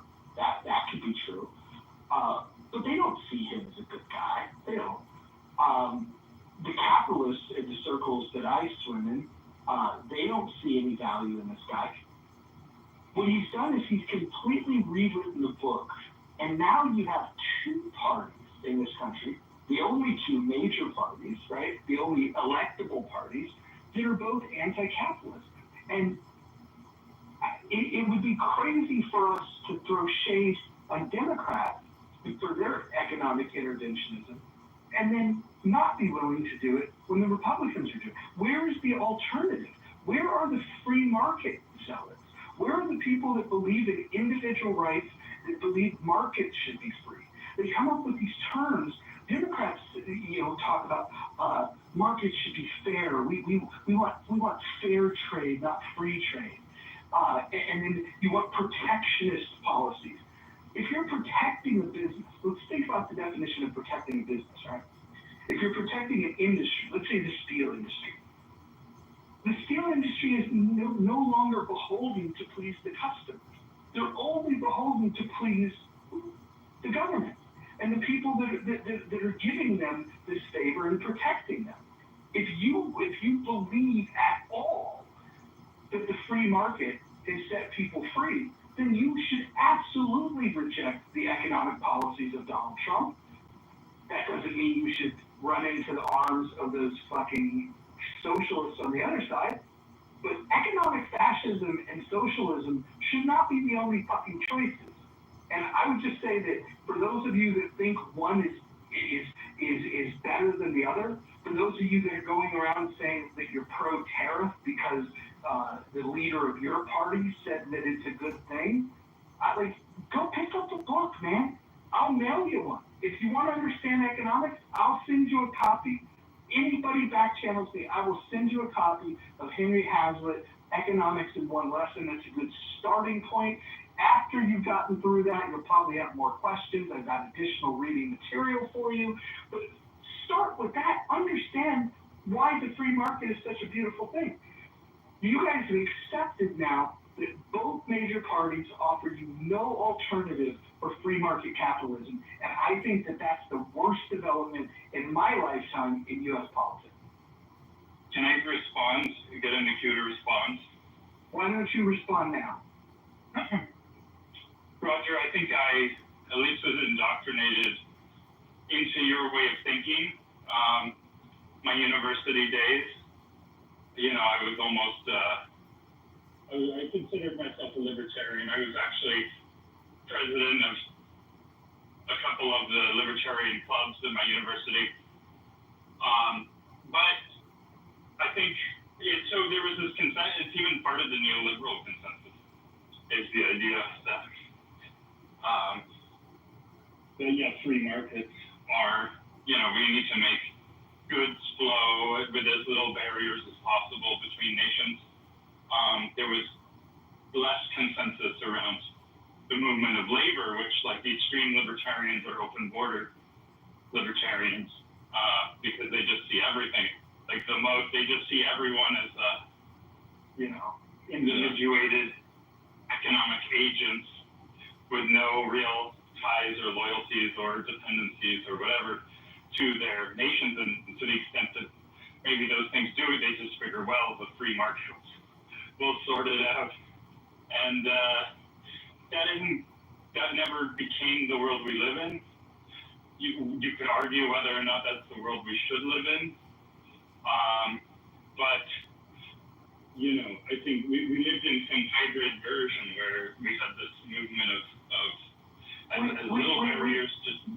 Well, we do live in a hybrid version. We do. Right. I'll acknowledge that. But the problem is it's getting worse, because right now we have $37 trillion worth of debt. We have a 2-year annual budget shortfall of $2 trillion.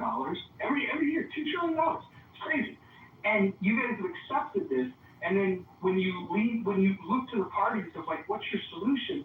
They're both running away from free market capitalism, and they're running into their own tyrannical forms of economic policy. And we should be afraid of those things.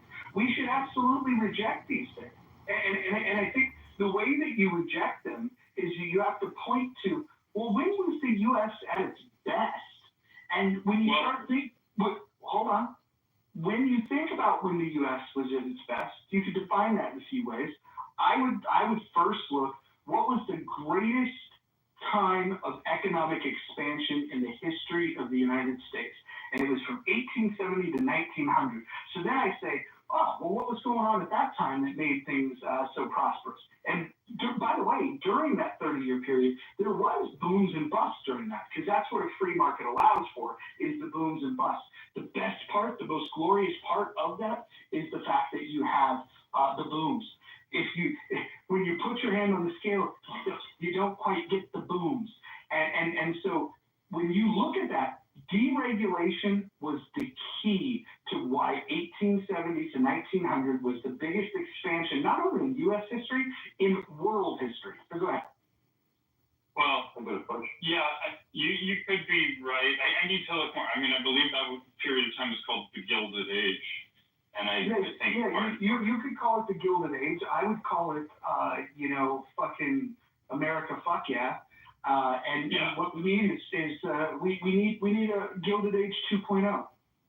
You could be right, and I think we're heading there one way or another. I think there's certain technologies that will allow, holders of capital to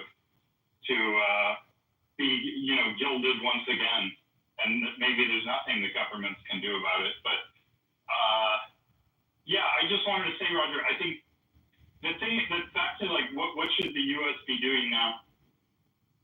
It's one thing, with the neoliberal consensus, it only works if every country agrees to the consensus. I think what we had in the last 40 plus years even was certain countries being preferenced, like if you were considered a developing nation, then you got all kinds, and you can protect your economy in all these ways. You can run mercantilist games where you're trying to accumulate as much manufacturing capacity and as much capital into your economy while kind of draining that capacity from other countries as possible. It just did, mercantilism, the capitalists wanted to break down mercantilism because it's the most efficient thing and it's the best. It's economically most efficient, at least on paper, but it's not the best thing for a nation, as a nation, as let's say, a government or whatever, as a king. A king wants to run a mercantilist game to accumulate as much power into the hands of the nation and the king as possible. And that's what China's been doing to us. And you can't just run a free market game against them because the mercantilists will win. Everyone has to play by the same rule so that the capitalists win. And that's kind of what we've seen it swing the other way, where the U.S. is now being more defensive, at least, against these games that others are playing. And I think we were forced into it, Roger. Yeah, so look, Mojo, I got to ask you a question, though. If the greatest period of time, and I don't disagree, between 1870 and 1900 economically for America, that was prior to the progressive income tax being introduced. And I believe nearly half of the money that the U.S. government raised was through indirect taxation by way of tariffs. So why would you be against the concept of tariffs, but still in favor of thinking we have free markets today when we have a progressive income tax put in place, when we have had it for 100 years? And why wouldn't you think that the progressive income tax is the reason we have so many issues, and it's not so much, reintroduction of tariffs? It's a great question, and it's got a very simple answer. You're right. Excise taxes and tariffs is how the country was funded in the early days. Once the progressives took over and they created the Federal Reserve, they passed the 16th Amendment, they started taxing income. we created a huge distortion and a huge transfer of wealth. The problem with tariffs today, did you mean to interrupt me, Double, or? I'm sorry, I dropped my phone. My apologies. Okay. Got it. The problem with tariffs today is that you're putting tariffs on top of the progressive income tax. Now, if you wanted to propose to me, hey, we think that we could fund the country better with tariffs, I would actually argue that there's more efficient ways of doing that. If you were to replace the income tax, if you could shut down the Federal Reserve, if you could repeal the 16th Amendment, abolish the IRS, get rid of the income tax, we could talk about tariffs. We can talk about it. I would still have a problem with it in the fact that it does create distortions in the market. And what I would recommend as an evolution of how to fund government would be through lotteries and usage taxes. And if you really had a shortfall and you wanted to institute something, that was a little bit more predictable, you can go ahead and you can institute a federal income or a federal sales tax. This bill's been floating around. You're probably familiar with the fair tax. You can go look at it at www.fairtax.org. It'll explain what it would do is it would replace the Social Security tax, the Medicare tax, and the federal income tax with one sweeping federal sales tax. I think that would be cool in the sense that it would give you more control because you have more control over what you spend. Right? Right now, what they do is they take 1.45% for Medicare off of your check. They also take that from your employer. They take 6.25% for Social Security tax. They also you'll bill your employer for that. If you have a high income, the Medicare tax there's an additional 0.9% that you have to pay. And then we have the brackets on your income. All of these things are super punitive. And if you really wanted to solve a lot of these problems that we have, like, for example, illegal immigration. Imagine this. If the illegal immigration problem would have a lot less negative externalities if we had a national sales tax, because the people that are here illegally would still be buying shit. So the underground economy, the people that are, that are making money that are not taxed. For example, drug dealers. Let's point them out, right? They don't exactly have a W-2. They don't have their income being taxed. They're not paying Medicare tax, Social Security tax. They're getting this money tax free. But if you had a sales tax, they would then have to pay the sales tax. The other thing that it does is for the wealthy people are under this impression that wealthy people don't pay tax. I think we talked about this before. The top 1% in this country pay all the time. The top 1% pay 46% of all of the federal income tax in this country. If you go up to the top 10%, it's 76%. When you get to the top 50%, it's 97.7%. The bottom 50% only pay. The bottom 50% only pay 2.3% of all of the federal income tax. I think that instead of saying eat the rich and say that we need to tax the rich more, I think we need to get honest with ourselves and we need to say that we need to tax the poor more, because the poor are getting a free fucking ride. And I think we need to end that ride. And I know that that's a controversial statement. People say, oh, well, if they're poor, how can they pay tax? Well, if they're so fucking poor that they can't contribute, right? Right now, they're paying 2.3%. I think they need to get off their duff and go do something. They need to figure out a way to contribute. They're also the most likely to take advantage of services that we pay into, which we should absolutely be cutting into some of these services. Vespa, you are going to have to mute yourself. This is weird. The last thing I'll say is that for those that say that the rich don't pay a fair share, they're wrong now. But imagine if you had a sales tax for people like Bezos, because people will say, the whole thing about Warren Buffett will tell you, I pay less in taxes than my secretary. He's lying, first of all. But secondly, if the big spending rich guys, like Bezos likes to buy yachts and then he buys yachts for his yachts, like he's got one yacht that he likes to travel on and then he's got another yacht with a helipad, right? If you want to tax those guys, all you have to do is institute this federal sales tax, and if he wants to buy 17 yachts, he's going to pay a 23% tax. I'll go ahead and yield now. I know there's a few people that want to jump in. Probably Daniel, probably Vespa, probably Lou, probably Double. Joe, you probably want to jump in. But let's take it one at a time. I would love for somebody to tell me where they think that I got any of that stuff wrong. The rich don't pay a disproportionate amount of the income tax. Sorry, I'm a random. Hold on. No,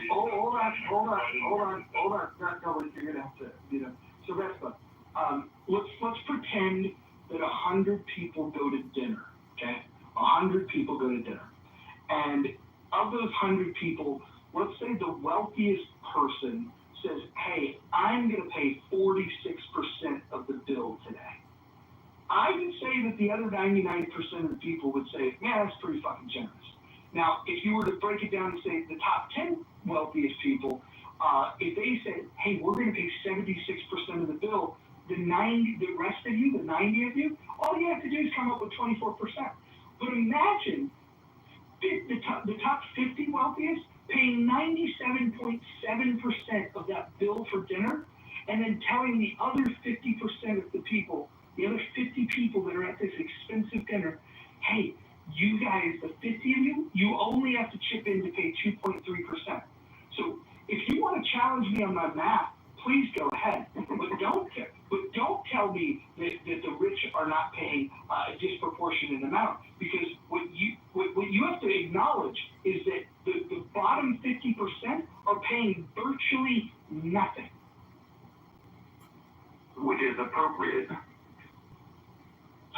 That's the proportion it should be. Excuse me?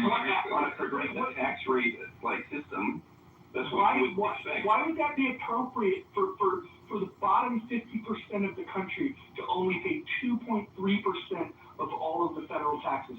Please make it make sense. The rich can afford it and the poor can't. It's pretty simple. Pretty damn simple. Well, hold on. Let's talk about the tax code. Do you know what the tax rate is if you make $10,000 or less per year? Not off the top of my head. Yeah, it's nothing. They pay nothing. They're completely tax exempt. When you start factoring in the standard deduction, and you look at these rates, you should look at tax brackets before you have these conversations. We're gonna look at effective tax rates, right, across all taxes, not just income.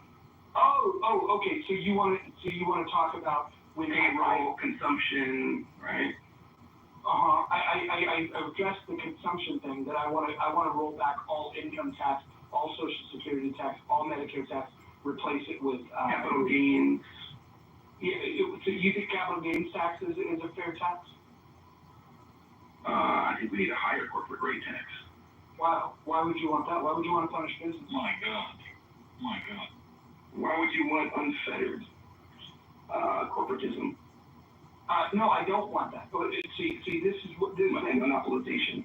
No, so first, okay, so perfect. I'm glad that you brought all of these misunderstandings to the table. All of them.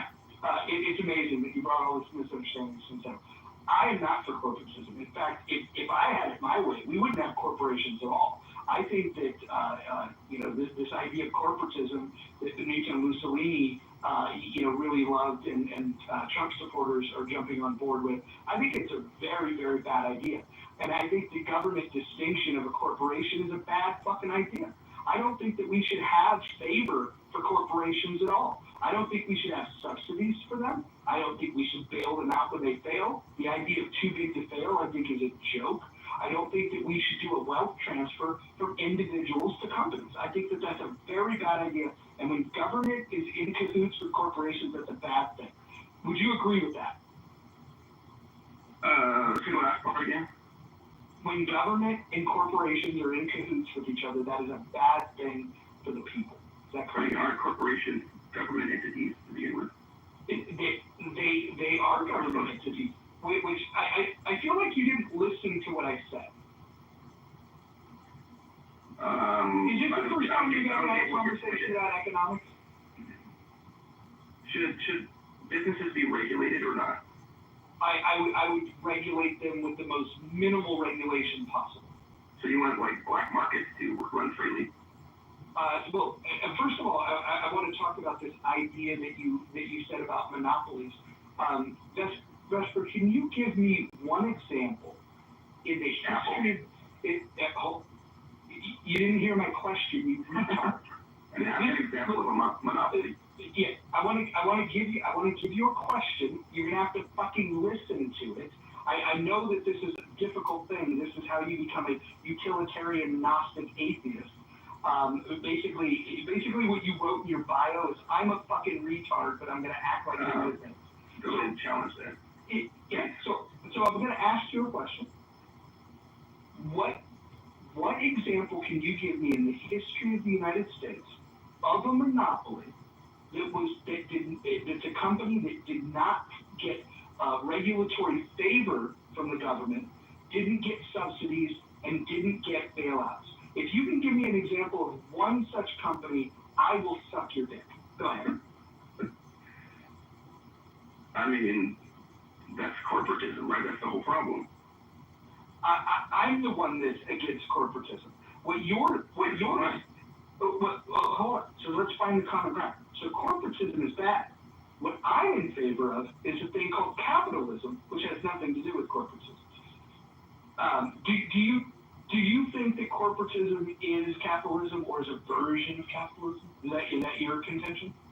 You could say it's like crony capitalism. Yeah, well, that's a word that lefties came up with to besmirch capitalism, when really what they're talking about is economic fascism, which is what we have in place. So it's right to criticize the system that we have. What's wrong is to identify that as capitalism. I mean, like Trump is not leading an anti-capitalist movement. He's absolutely leading an anti-capitalist movement. Why does he combine pro-business with pro-capital measures like tax cuts and deregulation, with nationalist interventionist policies, with tariffs? So if you're intervening, you are, by definition, not a capitalist. Okay, this is a libertarian definition of capitalism. Leading anything, he's just picking up where the last person left off. Which I disagree with what she's doing, but like the idea that any intervention is not capitalism is like... Lou, explain to me what the definition of capitalism is. Well, I'm going to use your definition. That would be something that just never exists. It doesn't exist, period. So, like, hold on. Forget about my definition. What's your definition of capitalism? I would go with something like, allowing free trade, as little intervention as possible. How about the actual definition, which is the means of production is owned privately? Okay. So if the means of production is owned privately, why would we want government agencies to be in cahoots with these companies? Why would we want to do a wealth transfer of the public funds to these companies in the form of subsidies and in the form of bailouts? Why would we do that? I'm not saying that we should want to do that. My standpoint is that I don't think monopolies are inherently bad. Listen, if a monopoly could organically form, if somebody came to market with the best fucking mousetrap ever, and everybody said, why would I buy any other mousetrap? This is the best fucking mousetrap. Yeah, 100% of the mousetraps are going to be sold by Lou's Mousetrap Company. I would be perfectly okay with that. The problem is there's not a single fucking monopoly that's ever organically formed. Ever. Because organically formed companies in a free market have competition. And by definition, they would never experience a monopolization. The way that you get a monopoly is with protective policies. Protective policies like saying, hey, we're going to limit competition from other countries in the form of tariffs. We're going to limit competition in the form of protecting these U.S. companies. If you're protecting U.S. companies and you're putting penalties on foreign entities, now you can say that you want to advocate for doing that. You just can't advocate for doing that and then look me in the eye and say you're a capitalist. You just can't do it. It'd be a lie. Well, I mean, and that's what I'm saying. Like, this is why I do think like there needs to be. I don't know if it was Asian.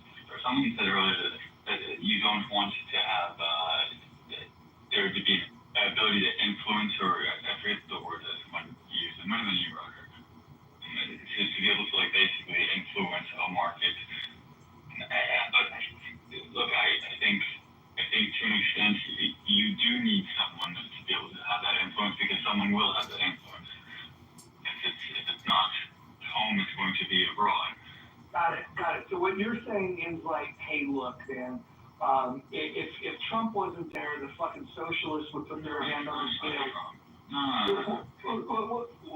then say what you mean what you say and say what you mean. It's giving the Iranian argument. No, I'm saying like a government, like you have to have some level. This is sounding like a Randy Dickerson argument. Yeah. No. Look, it is something like, see, what do you do if you have no control over your currency? Which, like, this would very much likely happen to all but, like, one country, potentially. I shouldn't say that. I don't know economics well enough to say really anything confidently. But it's like the idea that you could just allow your money to just be freely, I mean, shit, if you sell something in the States and another country wants to just come in and just purely just undercut the fuck out of everyone just to kill them off with that intention only and then leave, like this is, it's like, why? What's the point of that? Well, let's think about that. Why wouldn't they do that? Let's think about that. So because do you believe that people are capable of operating in with self-interest? Do you believe that it's a concept? Yeah. Okay. So let's say if China, who has cheap, crappy steel, for example, right? There are people that will opt for the cheap steel. That is true. But then what happens is they go and they build a bridge with cheap Chinese steel, and then it's not up to code, and then they have to go and buy U.S. steel anyways. Shout out to the Bay Bridge that was built about 15 years ago. This is part of the problem. Is you need to let the market decide. You need to let the producers and you need to let the buyers decide. When you put your hand on the scale, what you're saying is that you don't believe in the market. There's a lot of people that don't believe in the market, right? To self-regulate. Do you have Tourette's? What the fuck was that?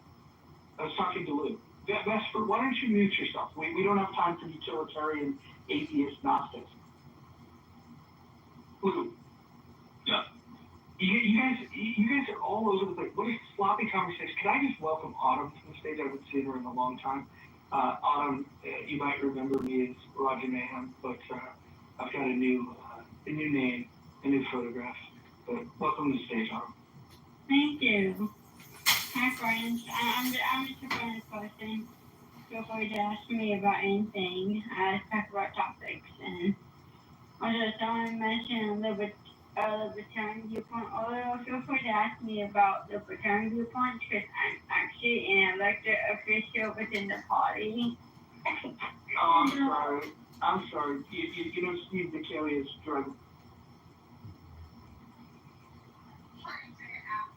I got elected, but I got elected in January.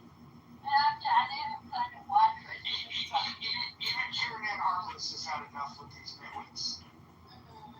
I have mentioned that kind of how we're mutual and friendly, but I enjoy some of her stuff, but like a lot of stuff, I'm like, shut up, please, woman, sometimes. I love her occasionally, but like, Automate.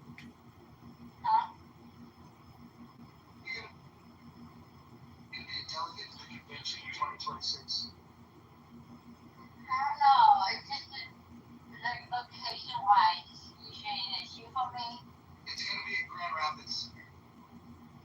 Yeah, it's very hard for me to travel across the country, so I probably won't be there unless I can find like a libertarian friend nearby that I can like pay for the gas or something. So The excitement around the Grand Rapids convention, which John hopefully he'll attend. That would be fun. We just had a booth there. That would be fun. But it looks like Justin Amash might run for chair of the National Party. It's in his home state. But it wasn't the right time. But the convention being there, and now that Michael Heiss is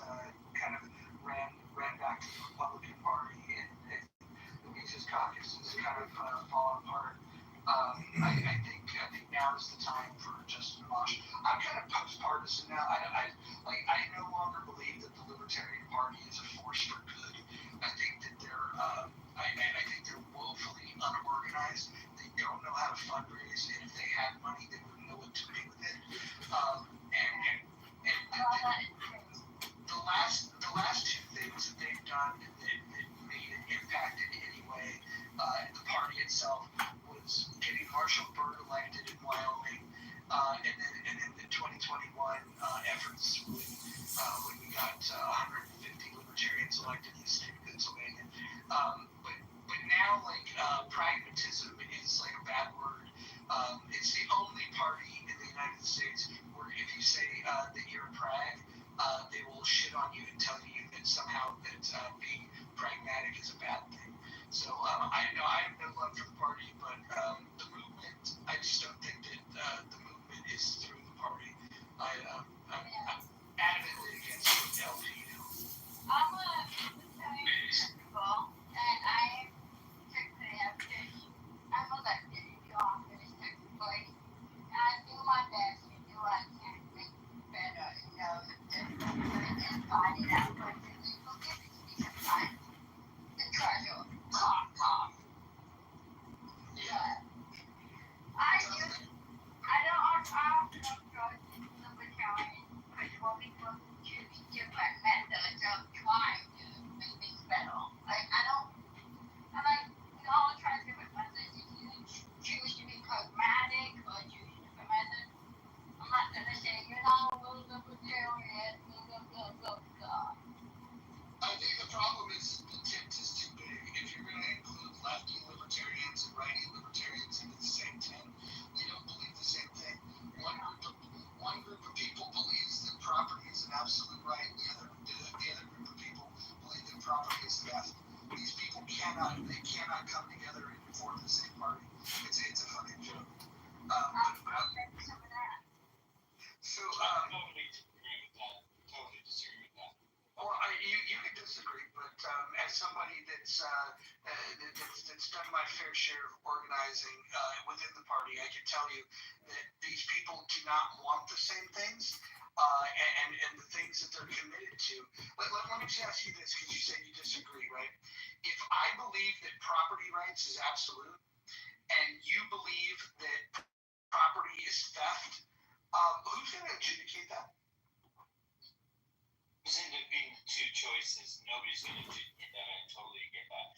And I get the experience you have, the real experience. I'm not denying that at all. As far as what's possible is concerned, that's a different story. Because there are aspects of both the left and right of libertarianism that can find common ground despite that. That's the only part. Give me an example. In my experience, even though it might seem innocuous, but it is a building block, it starts with core values. So what those core values are. For example, I heard you say when Vesser was asking, you said I think it should be a bare minimum when it comes to market rate. Let's define what that is. Because I agree with that, by the way. I'm like, minimum amount of rules necessary for anything, in my business too. But I want to know that those minimum I have are super fucking clear, easily measured, and defended to the hilt. Not fucked around with, right? Yeah. So you know what they want the government to do when it comes to the market? Yeah. I want them to enforce contracts. Okay, that's good. Good start. That's safety, that's fairness, there's some reliance there. You don't have to pick up arms to handle something. You'll have the government be able to support that. That makes total sense to me. Anything else? I think if two parties engage in an agreement, I think that that's all that's really necessary. Because even arguments around public safety, for example, if you have a claim that your safety's been jeopardized, if there's a harm that's been done, again, you'd go into that same thing called a courtroom, and you would adjudicate there. If you want to protect against harm, you use the courts. You don't use the legislative branch.